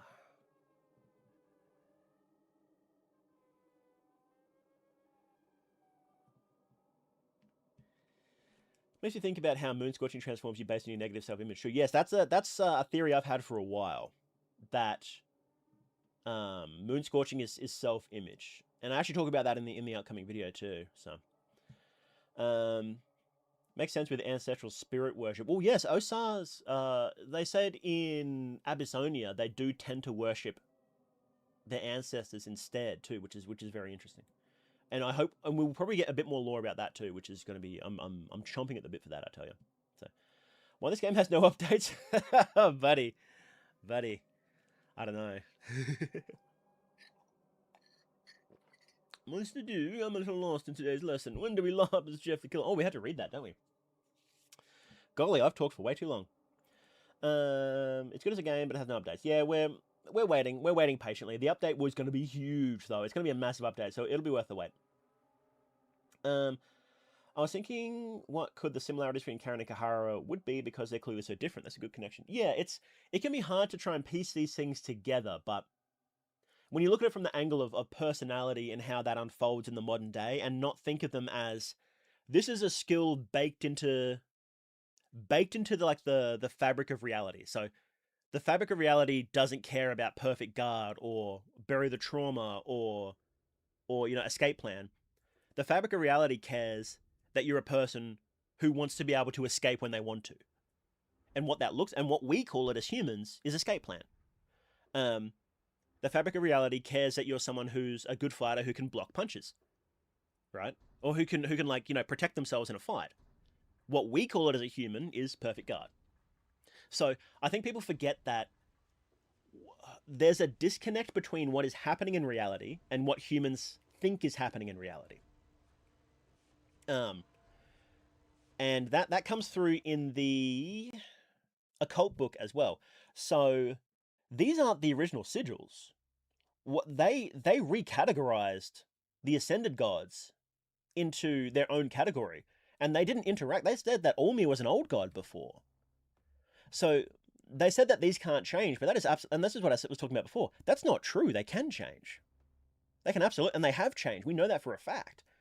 Sylvian's sigil has changed. Olmir's sigil has changed. Rare's sigil has changed. Like, we know these sigils have changed over time because they're not baked into reality. They're what humans think represent the gods. And that's what Osara's talking about. It's like, if you think this is true and you really, really believe that, then it is true. The hard part is really, really believing it. Journalists of her era were kind of drifters, right? Like Ahara. I can see, yeah, I think so. She is definitely, because she's a war journalist, so she's always running around war zones. So her in particular is definitely a journalist. And we've got modern ones like what was it, like Vice used to send their journalists all around the world to do cool documentaries and whatnot. That's very similar. That's extreme. You could see Karen doing something like that. If she wasn't worried about wars, you could see her doing some learning about I don't know, the Mexican drug trade and talking to the cartel members, something like that. And you would need to be a smooth talker to do that, because if they didn't like you, they would just kill you and then bury the evidence, and then you would never be found, right? Vice is not going to protect you against the cartel. You would need to be on your best behavior, because they will just shoot you and bury you, and then you would just be gone, and nobody would know. So, what about warding sigil? So warding sigil, the way I see that is it's not magic. The sigil, so it's kind of like, if you think about when you perform a spell, right, or when you pray or something like that, there's two elements there. There's the magic, and there's what you do to create the magic. And so you can see this sort of here in her other skills, right? So you got advanced occultism and greater occultism. And it says your advanced knowledge in occult arts enables you to yada yada. Your greater knowledge in occult arts, yada yada. So the focus isn't on the magic. The focus is on what you're doing to get the magic. So that's why this one is also emphasis on where it came from. It's like, no, this was created by the Virgin Mages of the Eastern Sanctuaries. This was created by humans. This wasn't created by the gods. The gods didn't give you this. You created it. And so what this is focusing on is not, you don't learn to ward, you learn to draw the ward. And that's a physical action that you can do. And it's similar to Osar. So meditation is something very similar to that, to occultism.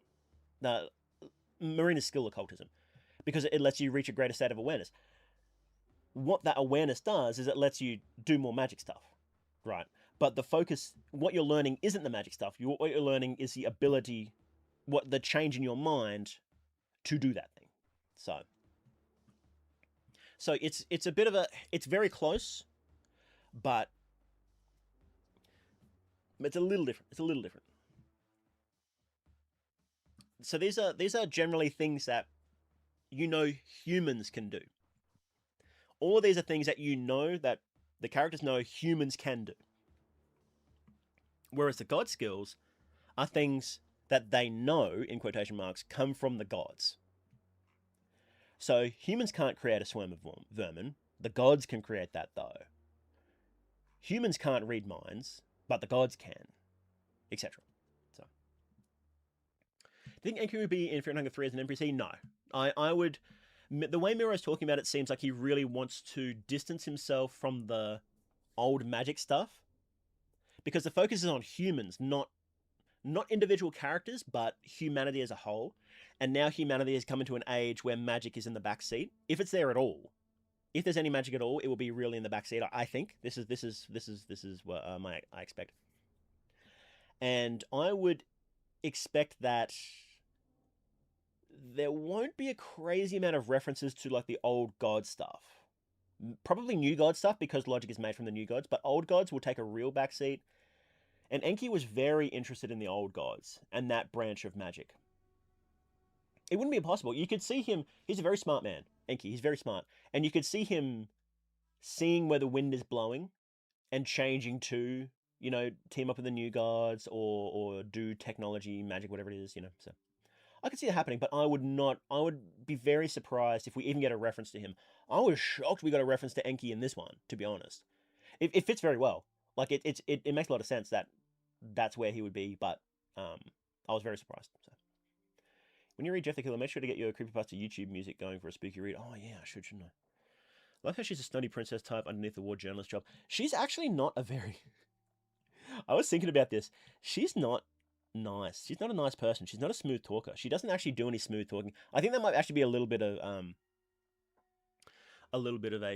bit of a flaw in her writing. She's not actually very charismatic. she's not very charismatic. She's actually really annoying. She's good at finding things out, but when you talk to her, she's like, man, Karen's annoying. I don't like her. So I like it when you play as her. Like if you picture yourself as Karen, that's fun. If you picture yourself as someone who Karen is trying to interview, that's really annoying. You would not like her at all, I think. I think that's a little bit of an issue. But I guess we haven't really... We haven't actually sat down and seen what she would be like if she actually interviewed someone, though. Maybe she can really turn it on and be a real smooth talker. I think what her skills sort of suggest is that... Not that she's like a super nice... Like, she doesn't have... Like, she's not forced to be a super nice person or whatever. I think this might actually be a really good example of this. How personality and skills don't always align, because she's kind of a really rough person, very forceful. And that's not always good as a journalist. That can be useful, but you need to know how to get the information out. Being forceful can do that, but some people will just clam up and go, okay, well, fuck you, I'm not talking to you then, right? But when you actually have the skill diplomacy... Oh, hey, Levi. So Levi will talk us through this. When you have the skill diplomacy... It's not that you're nice, it's that you know how to talk to them. You know what to say. So I think that's what's suggested here, is that by default, she's just, a very, very rough, very brash person. But if there was information that you had, and she knew you had it and she wanted it, she would know exactly how to twist the knife and get it from you, I think. She would know exactly what to say. Or she would have a very good read on how to do that, I think. That's with persuade and diplomacy. That's what I think would happen. So I think if she wanted to, if there was a situation, we don't see this in game as a thing. We really don't, which is unfortunate, but if she really wanted to, she would appear exactly how you wanted her to get that information. So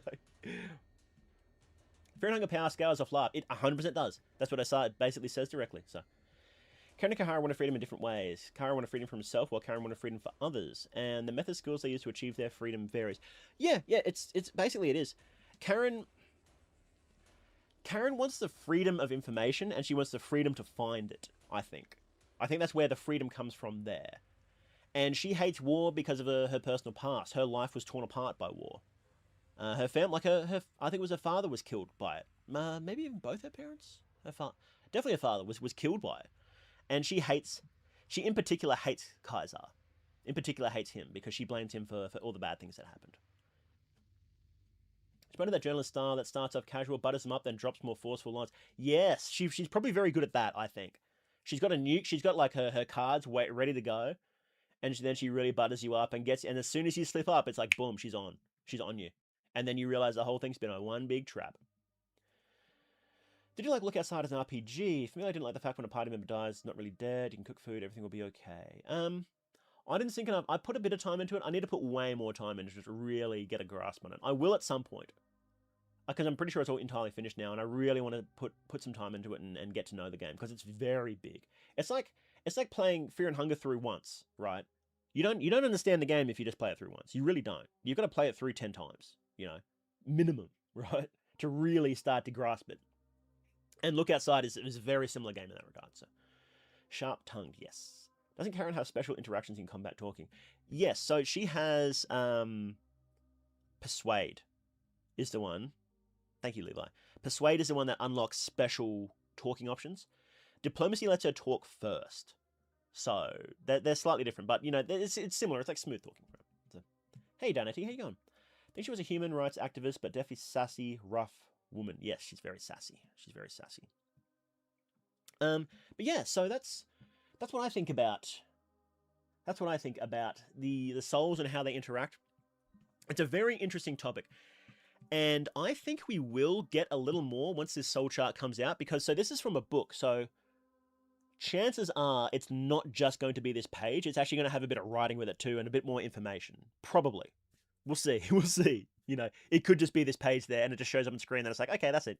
There's no more information about that. So we'll see how that plays out. We're definitely getting some really interesting lore. We're probably going to get a little more old god stuff. Bit interesting stuff, so I'm pretty excited for that. But yes, that was all my thoughts about the new gods lore and how it interacts with human souls. I don't think it's never explained explicitly in game anywhere, right? There's nobody sits you down and says this is how souls work. But that's how all the lore works. Nobody sits you down and says this is what's happening. It's very, very rare for anybody to give you a straight answer. Nobody lies. Nobody lies to you. Even Percolate doesn't lie to you. The only thing he says that the only thing he lies about is that he says that Rare is his master. That's the only thing he lies about. Everything else is like free game. So actual things that are explicitly not true are very uncommon in these games. So I don't think that I think we can figure out. I think we can figure this out. And I think this is what I'm thinking at the moment. I think I'm pretty close, but knowing Miro, who have some bombshell in the update that's like, actually, no, you're entirely wrong, dude. Just scrap it all and rework it. And that's fun, isn't it? That's the fun part. That's where the fun comes in. I hope that happens. I hope all my theories are wrong. Imagine how many videos I get to make now if my theories are wrong. Although, look, it will be satisfying if some of my major theories are correct. It will be really satisfying if I get to do a victory lap. But I try not to gloat if I'm right. But we haven't really. The thing about theories is that it's sort of hard to prove if something's right or not until the update comes out. So I don't. Yeah, I think all of our theories are like, I don't know. I don't know if they're provable or not yet. If everything in Fungo was an unreliable narrator, I would drop it. Yeah, absolutely. That's the thing with like with this sort of stuff. So you've got like Dark Souls and whatnot, and it feels like in Dark Souls and Fear and Hunger, it feels like everything is like a rumor or a tale told to you, right? But and maybe it is that way, but they're never like lies. They're just missing information, and I think you sort of have to do. You can't really lie. You have to be really careful about how you lie, in these sort of systems, because if you're trying to piece puzzles together and something is like just a straight up lie, that can really mess with it. So you've got to be careful, I think. Like this game doesn't spoon feed you the exact lore, but does leave plenty of material for you to learn as you go. Yeah, it's good. It does build up really well, actually. It's really well. I do think Termina, particularly, is really well constructed in that regard. Craziest game on telephone. Yeah, it is. Okay. I want to make this as a YouTube highlight video. So how do we end this? Where's my face? Hang on. Thank you guys very much for watching this highlight on Mythonics Live. And if you have any other questions about the lore, any other topics you'd like to see me cover in one of these little breakdowns, or any questions about this one in particular about the souls, let me know. I'll be happy to chat about it on stream. Come let me know on stream. It's a lot of fun. We have a lot of chatting. Thank you very much for watching, and I will see you next time. Okay, that was just for the stream isn't over. The stream isn't over. I was just doing that for the thing. I forgot to record that, so I'll have to download the VOD. That's gonna look like shit. Whoops. Oh well. Okay, let me just have a quick stretch, and then we'll do this, shall we? And then we'll do this. How long is this gonna go for? How long does it take to read this? Like half hour? Oh golly. Do I need the real Fear and Hunger full game on Steam to play the random mobs mode? Or can I do it in the cracked version? Where can I find that? Buddy, I don't know. I don't know anything about the cracked mode. I don't know anything about the random mobs mode. I haven't seen that. I haven't really touched any of the mods or anything at all. And I'm not going to promote a cracked version either. I know some people have to play it. Like if you're in Germany, you need to find alternative means to get the game. But there's not that many Germans online. I know that for a fact. So I'm not gonna promote a cracked version. I think Miro has earned your money with this game. He has earned your money. So you should buy it. If you're 15 years old, go and mow lawns for your neighbors or something for a weekend, and get the, what is it, like $15 to buy it, or pinch your parents. Don't pinch it. Don't pinch it. Ask your parents very nicely to borrow their bank card so you can buy the game. Yes, you need to get the degenerate sex violence game to play with all your friends. So it's good mode. Everything's random, is it? Just it'll take 15 minutes if you don't laugh. I want to play it, but German here. Yeah, have a full game. Just asking if I can do it. Oh, okay. Look, I don't know. I don't know much about the mods. I've never really been interested in mods and whatnot in most games, to be honest. I don't know why. Even in like Skyrim and whatnot, I didn't like playing with mods that often. New Vegas whatnot. Yeah. Okay. I might take a quick break, have a stretch, refill my drink, and then we'll come back and we'll do this. We'll do this. I'll smash through this. Okay. BRB. Does my BRB screen work? Oh, kinda. Oh, where's all my effects? My effects are not working. That's annoying. I'll fix that up. Okay, BRB.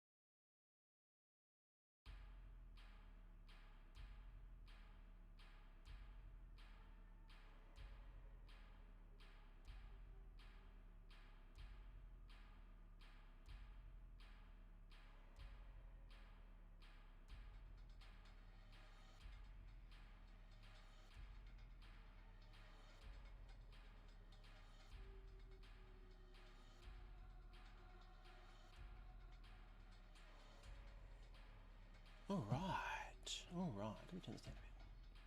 Oh, I had to cough a fair bit. Buddy, it was nasty.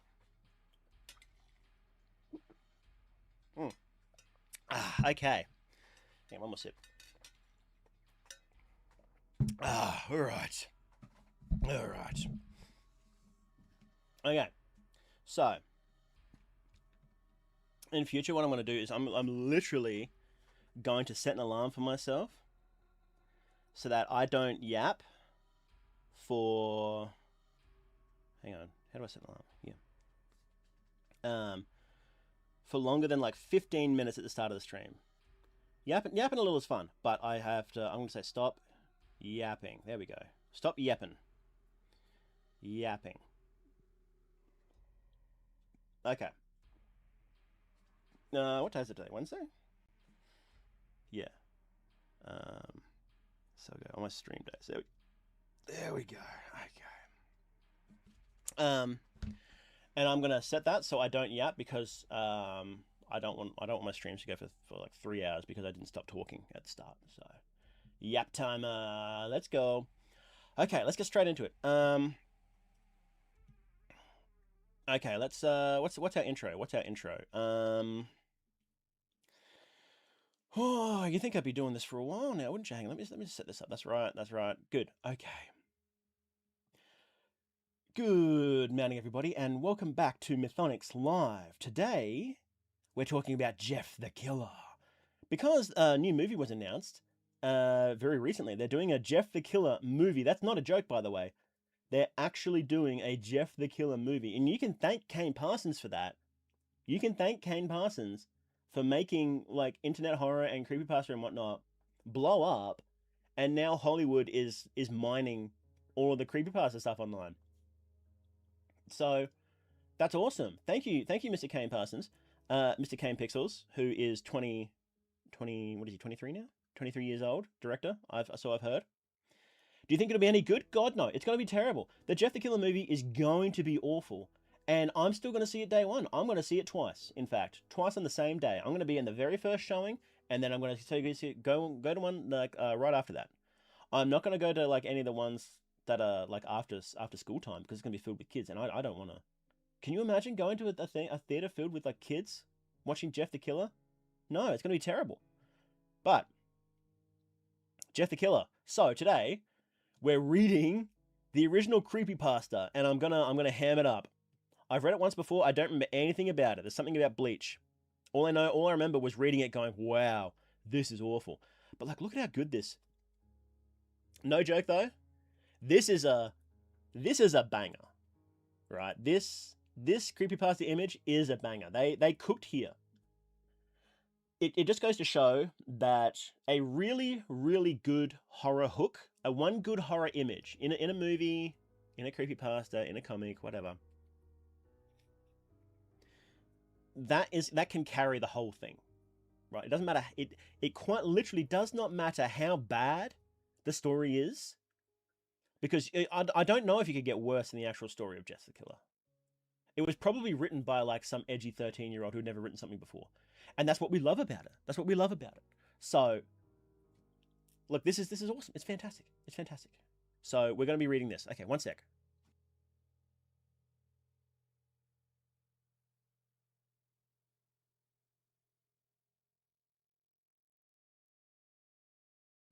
I just left my fan on.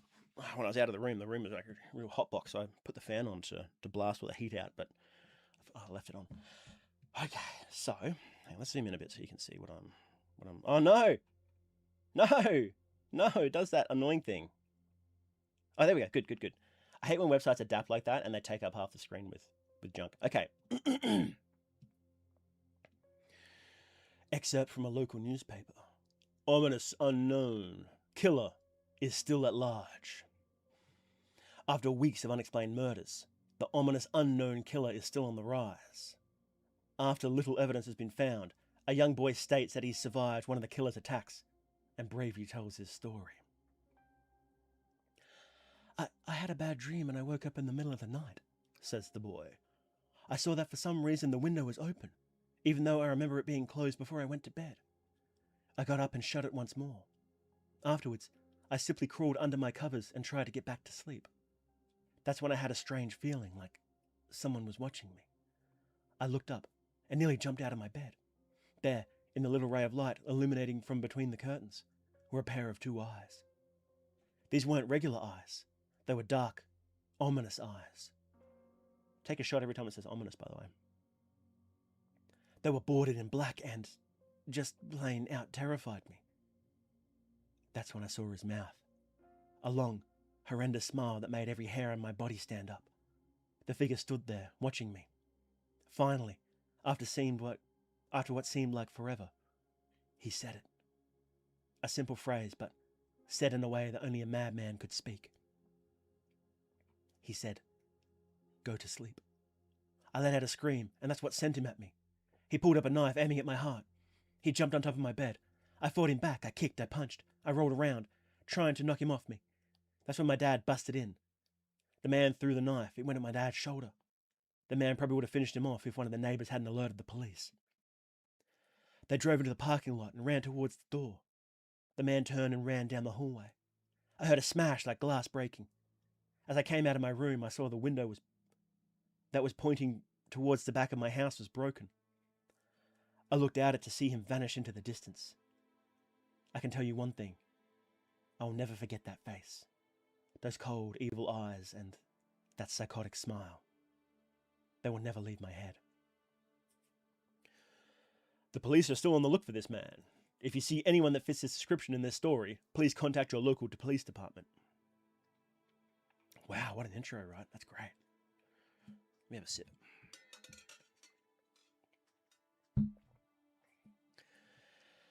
Jeff and his family had just moved into a new neighborhood. His dad had gotten a promotion at work, and they thought it would be best to live in one of those fancy neighborhoods. Jeff the Killer is barely long enough to have been a special and beyond belief fact or fiction. Jeff and his brother Liu? I've never heard that name before in my life. Liu name. East Asian surname that meant battle axe. Is it an East Asian surname? Why is his brother named Liu? Alright, whatever.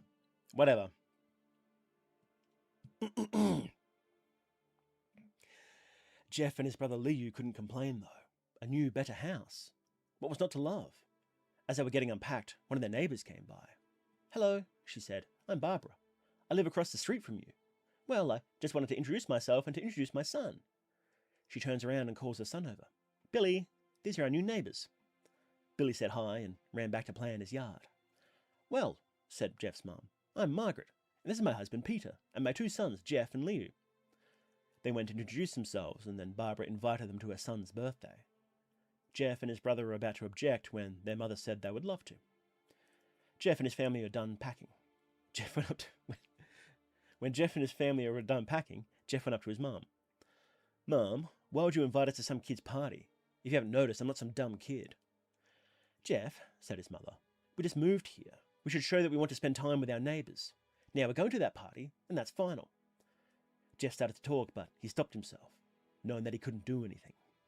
Whenever his mum said something, it was final. Lewis?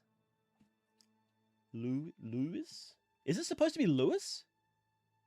No, it's Liu. It's Liu. It's spelled Liu twice. Unless it's misspelled twice. That can't be right, can it? Because there's Liu here as well. I'm going to say Liu. I don't know if this is constantly misspelled or if it's actually just a Chinese warlord surname. We're up to. When his mum said something, that was final. He walked up to his room and plopped down on his bed. He sat there looking at his ceiling when suddenly he got a weird feeling. This is from the Creepypasta Classics wiki, so maybe someone's edited it too. So I don't know. I don't know where the original's even from. Not so much a pain, but a weird feeling.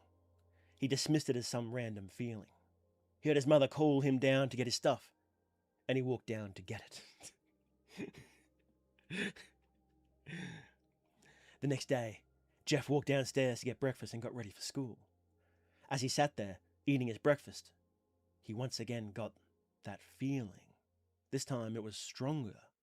It gave him a slight tugging pain, but he once again dismissed it. As he and Liu finished breakfast, they walked down to the bus stop. They sat there waiting for the bus, and then, all of a sudden, some kid on a skateboard jumped over them, only inches above their laps. They both jumped back in surprise. Hey, what the hell? The kid landed and turned back to them. He kicked his skateboard up and caught it in his hands. This kid's cool. This kid seemed to be about 12, 1 year younger than Jeff. He wears an Aeropostale shirt and ripped blue jeans. Well. Hang on, he's like 12, isn't he? Well. Looks like he's got some new meat. Suddenly, two other kids appeared. One was super skinny, the other was huge. Well, since you're new here, I'd like to introduce ourselves. Over there is Keith. Jeff and Leo looked at the skinny kid. He had a dopey face that you would expect a sidekick to have. And he's Troy. Looked over at the fat kid. Talk about a tub of lard. This kid looked like he hadn't exercised since he was crawling. And I, said the first kid, am Randy. You can never trust a Randy. Sorry for any Randys in Trat, but I don't trust you, sorry. Now, for all the kids in this neighborhood, there's a small price for bus fare, if you catch my drift. Leo stood up, ready to punch the lights out of the kid's eyes when one of his friends pulled a knife on him. Good lord. Kids, people just don't do that. They don't do that. They can do it, but they don't. I'd hope you'd be more cooperative, but... No, hang on. I hope you'd be more cooperative, but it seems we must do this the hard way. The kid walked up to Leo and took his wallet out of his pocket. Jeff got that feeling again. Now it was truly strong, a burning sensation. He stood up, but Leo gestured for him to sit down. Jeff ignored him and walked over to the kid. Listen here, little punk. Give back my bro's wallet or else. Randy put the wallet in his pocket and pulled out his own knife. Oh? And what will you do? Just as he finished the sentence, Jeff popped the kid in the nose. As Randy reached for his face, Jeff grabbed the kid's wrist and broke it. That's not easy to do.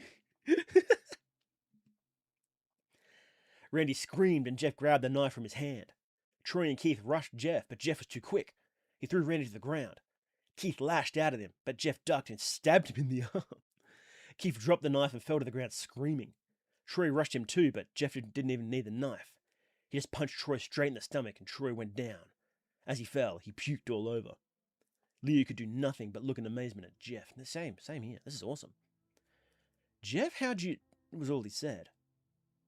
They saw the bus coming and they knew they'd be blamed for this whole thing, so they started running as fast as they could. As they ran, they looked back and saw the bus driver rushing over to Randy and the others. As Jeff and Leo made it to school, they didn't dare tell what happened. All they did was sit and listen. Leo just thought of it as his brother beating up a few kids, but Jeff knew it was more. It was something scary. As he got that feeling, he felt how powerful it was, the urge to just hurt someone. He didn't like how it sounded, but he couldn't help feeling happy. He felt that strange feeling go away and stay away for the entire day of school. As he walked home, even as he walked home due to the whole thing near the bus stop, and how now he probably wasn't taking the bus anymore, he felt happy. When he got home, his parents asked him how his day was, and he said, in a somewhat ominous voice, "It was a wonderful day." Next morning, he heard a knock at his front door. He walked down to find 2 police officers at the door, his mother looking back at him with an angry look.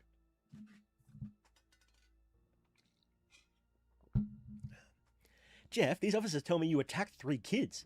That wasn't regular fighting. They were stabbed. Stabbed, son." Jeff's gaze fell to the floor, showing his mother that it was true. "Mom, they were the ones who pulled the knives on me and Liu." "Son," said one of the cops, "we found 3 kids, 2 stabbed, one having a bruise on his stomach. We have witnesses proving that you fled the scene. Now, what does that tell us?" Jeff knew it was no use.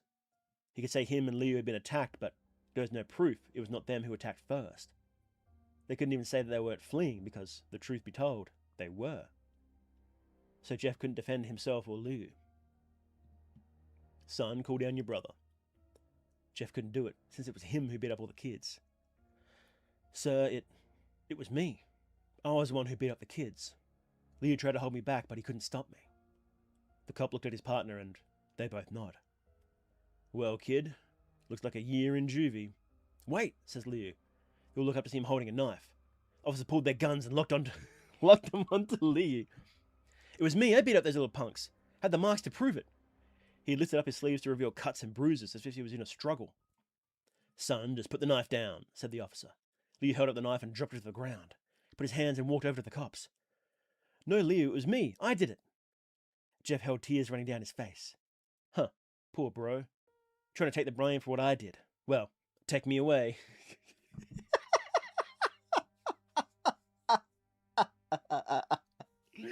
Oh, this is so good. I love it. I love it.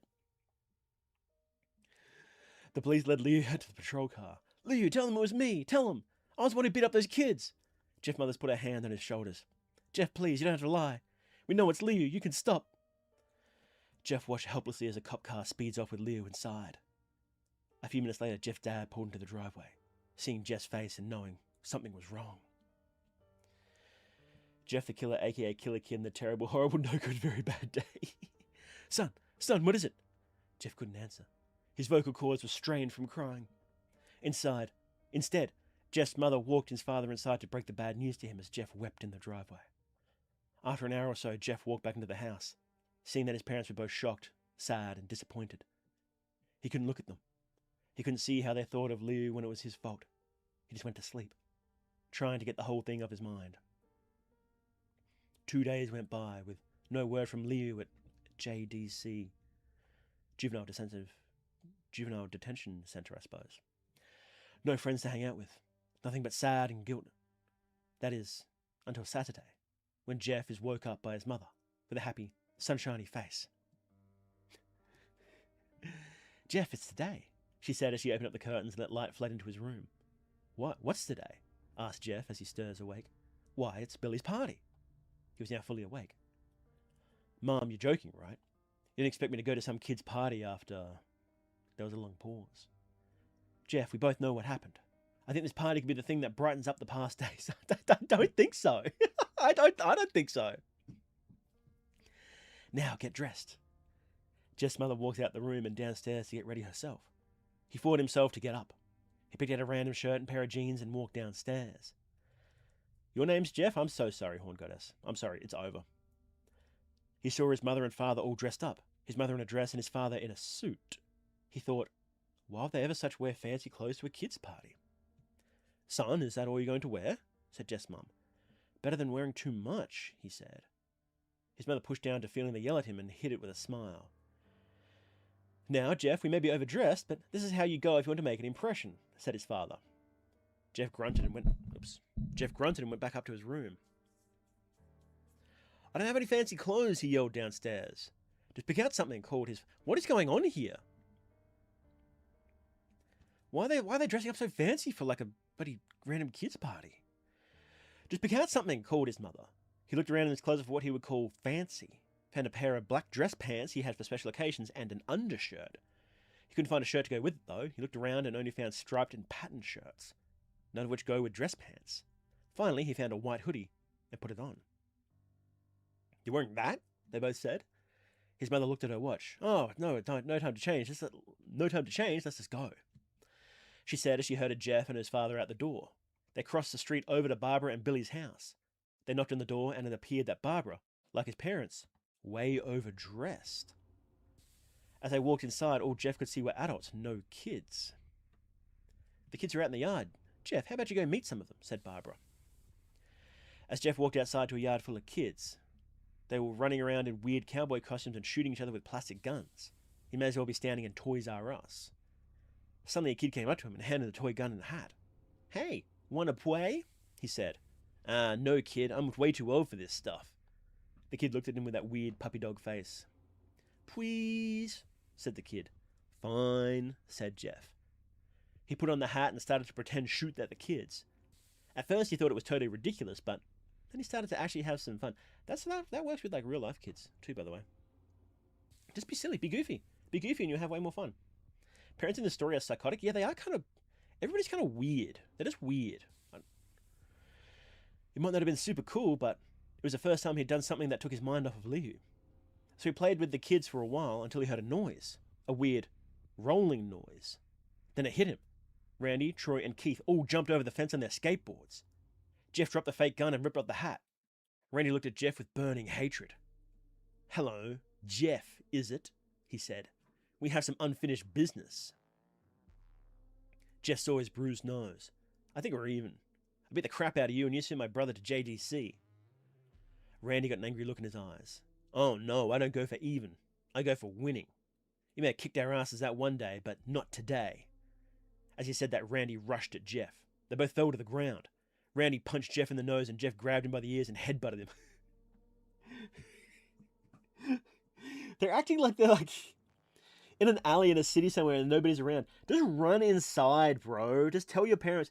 And this is evidence that these little shitheads are the ones that attacked you first. You get your brother out because these guys are so stupid. Anyway, and whatever. Why am I picking apart Jeff the killer? Jeff pushed Randy off him and both rose to their feet. Kids were screaming and parents were running out of the house. Troy and Keith both pulled guns. What?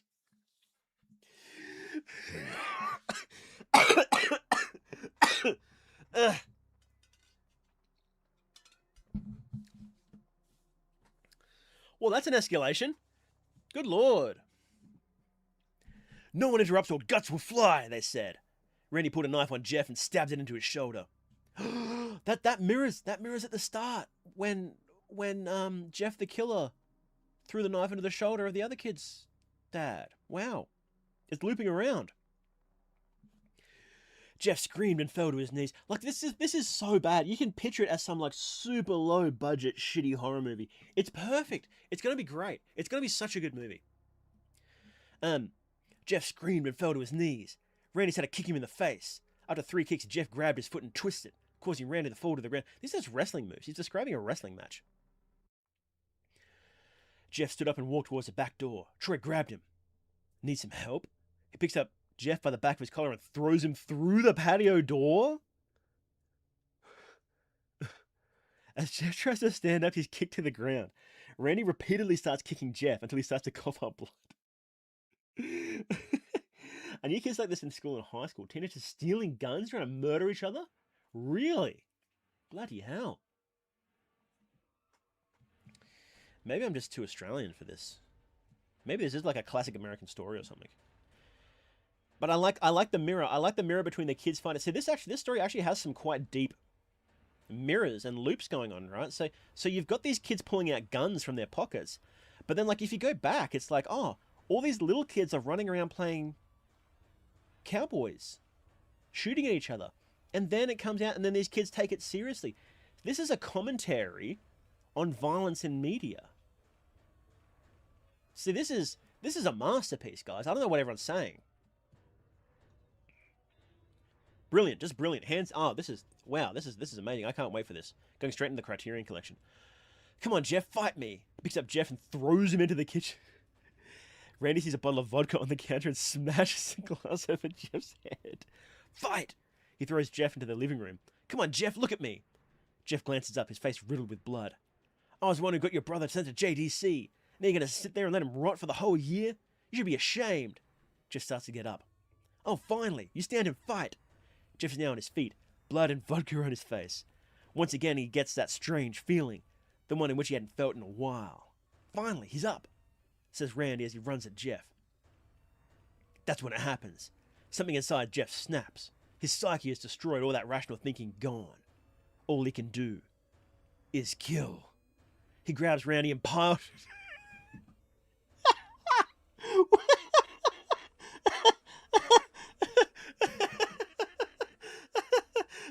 Do you guys know what a pile driver is? He did this. He did this to him. This is what he did to him. How did... This is literally just a wrestling match. Yeah, it's been like 2 days. It's been like 2 days, and he's like... Stop. I can't. If you laugh, you go to hell. And if you read this, everybody just goes to hell then, right? They're doing this to me at work tomorrow.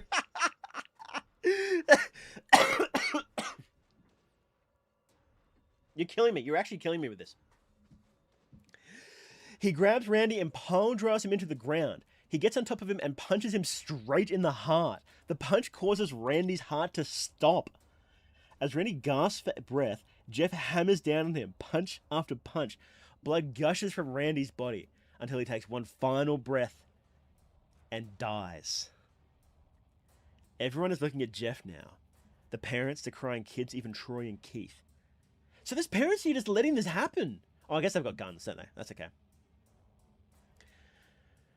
Although they easily break from their gaze and point their guns at Jeff. Jeff sees the guns trained him and runs for the stairs. As he runs, Troy and Keith let out fire on him, each shot missing. Jeff runs up the stairs. He hears Troy and Keith follow up behind him. As they let out final rounds of bullets, Jeff ducks into the bathroom. He grabs a towel rack and rips it off the wall. Troy and Keith race in, knives ready. Troy swings his knife at Jeff, who backs away and bangs the towel rack into Troy's face. Troy goes down hard, and then all that's left is Keith. He's more agile than Troy, though, and ducks when Jeff swings the towel rack. He dropped the knife and grabbed Jeff by the neck and pushed him into the wall. A thing of bleach fell down from on top of him from the top shelf. A thing of bleach.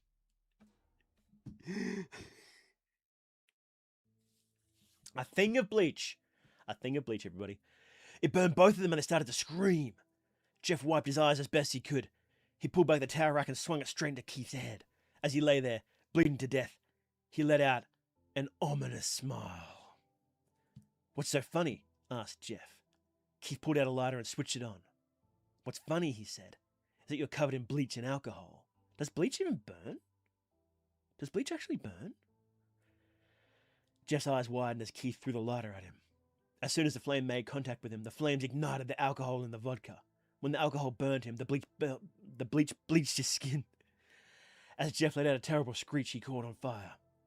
Jeff let out a terrible screech as he caught on fire. He tried to roll out the fire, but it was no use. The alcohol had made him a walking inferno. He ran down the hall and fell down the stairs. Everyone started screaming as they saw Jeff, now a man on fire, drop to the ground nearly dead. The last thing Jeff saw was his mother and the other parents trying to extinguish the flames. That's when he passed out.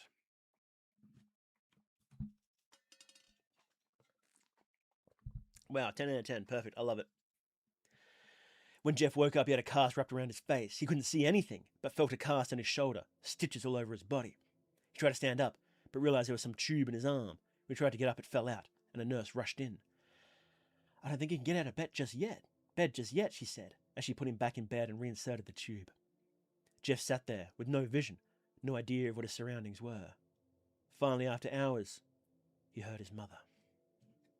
"Honey, are you okay?" she asked. Jeff couldn't answer, though. His face was covered. He was unable to speak. "Oh, honey, I have great news. After all the witnesses told the police that Randy confessed to trying to attack you, they decided to let Liu go." "I fucking hope so. Are you joking?" This made Jeff almost bolt up, stopping halfway, remembering the tube coming out of his arm. "He'll be out by tomorrow. Then you two will be able to be together again."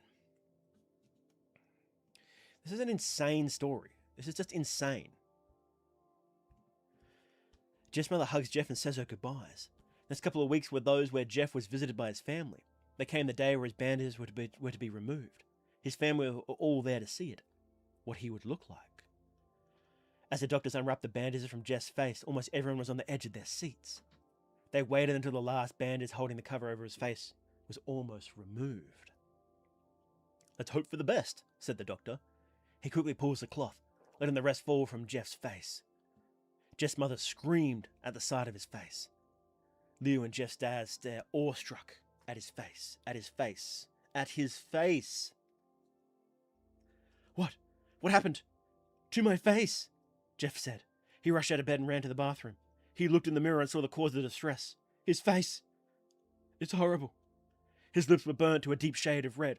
His face was turned to a pure white colour, his hair singed from brown to black.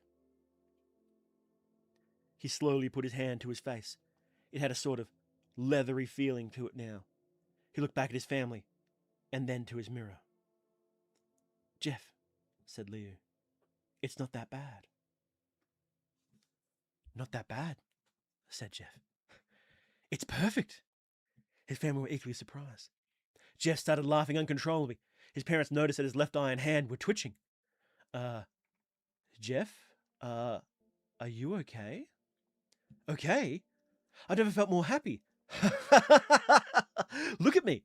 This face goes perfectly well with me. He couldn't stop laughing. He stroked his face, feeling it, looking it at the mirror. What caused this?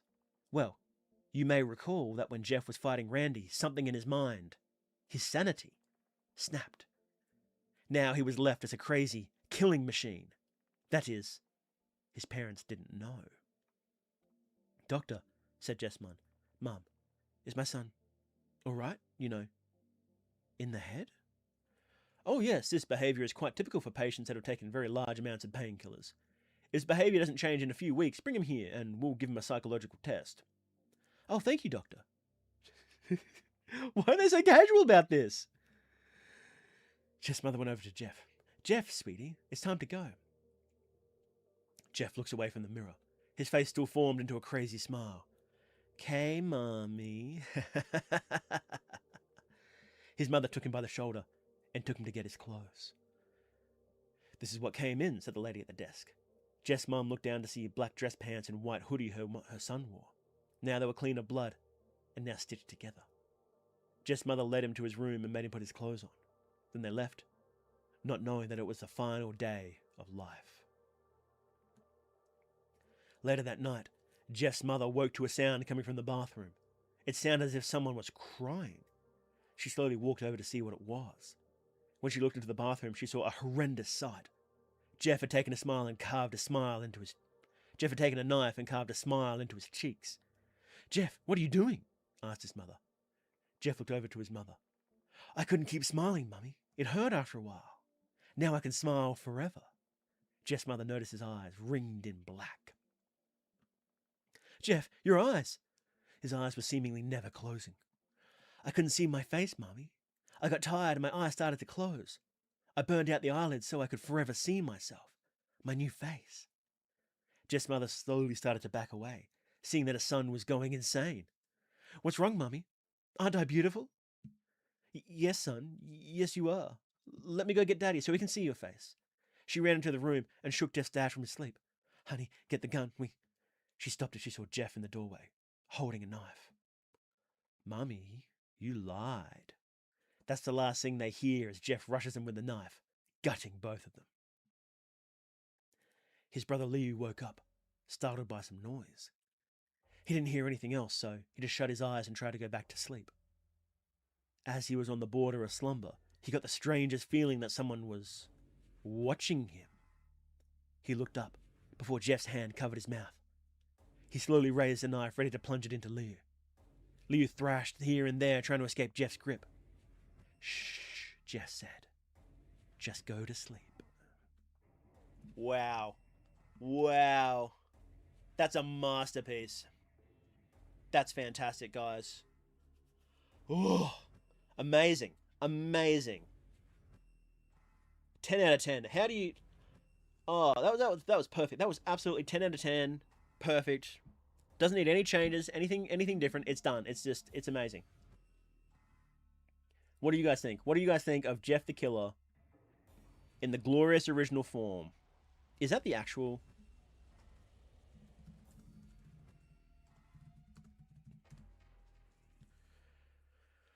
Yeah, the original name is Liu. Yeah.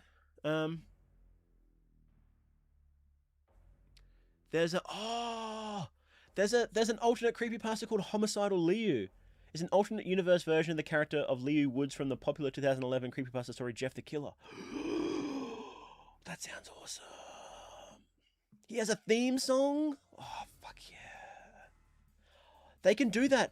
They can do that in the movie. They can have like a spin-off where Jeff doesn't kill. He doesn't actually like he just injures Liu and just like cuts his mouth. And Liu survives, and then he becomes Homicidal Liu for the sequel. Yes! Yes! The Jeff the Killer cinematic universe. Oh, I'm so good. That's amazing. That's amazing. That's so good. Apparently, was that actually the right one? Hang on.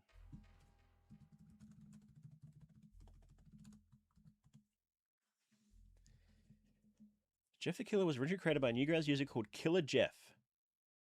Oh. Oh, maybe there is like a different, slightly different, very original one. I have to look that up. I have to look that up. Cool. Awesome. Wow, that's amazing though. That's so good. All that prose, you couldn't remember the word jug? No, or yeah, bottle, anything really. Mr. Creepypasta has a great reading this. I'll look up Mr. Creepypasta. I'll check him out. Mr. Creepypasta. George the Lover. Jeff will return in Doomsday. Goldmine, pure gold. Jeff the Killer head as a popcorn bucket. No, it's a thing of bleach as a popcorn bucket. It's perfect. It's perfect. Jeff got the dominating soul. 100%. Fantastic. Absolutely fantastic. Okay, how do we wrap this up? What do I say about Jeff the Killer? What can be said about Jeff the Killer, guys? What could you even say about that? That was just a masterpiece, you know? I'm looking forward to the movie. I'm praying that Jared Leto is starring as Jeff the Killer. He should be a bit cheaper now, considering all the news lately. But I think he would make a perfect Jeff, especially if they do that thing like from Dexter where they just give him a wig and they make him look to pretend that he's like a teenager. Awesome. I'm so excited for it. It's gonna be so good. Me when I moved to the nice neighborhood and 12-year-olds are pulling guns out of their pockets. Yeah, what was up with that? Does that just happen in America? Anyway, thank you guys very much for watching. This has been Mythonics Live, brought to you by More They Do, and make sure to subscribe to this channel and the full channel. Thank you. We'll do another one soon. Okay, I know I said I was going to play Fear and Hunger today, but I'm really sick and I talk for too long. So okay, so here's what we're going to do. Here's what we're going to do. We're going to I'm sort of annoyed at myself for constantly doing this. So I'm going to set an alarm, and after 15 minutes every stream we're going to stop yapping and we're going to get to whatever it is we're doing that day. And so tomorrow we'll do Jeff the Killer in Fear and Hunger, actually playing it. And I'm sorry for disappointing you guys for not being able to do it today, but I'm still sick, and I've got to finish up because I have other things to do today. I'm sorry, but yes, thank you for being here today, guys. I really appreciate it. I hope you had a good time, and tomorrow we will actually play some Fear and Hunger. But yes, thank you very much for watching. And I will see you guys. Hang on, what do I say? I've forgotten all my catchphrases, and I think didn't I just say it? Close up. Thank you guys very much for watching. You've been watching Mythonics, hosted by More They Do, and remember, you're never alone in the dark.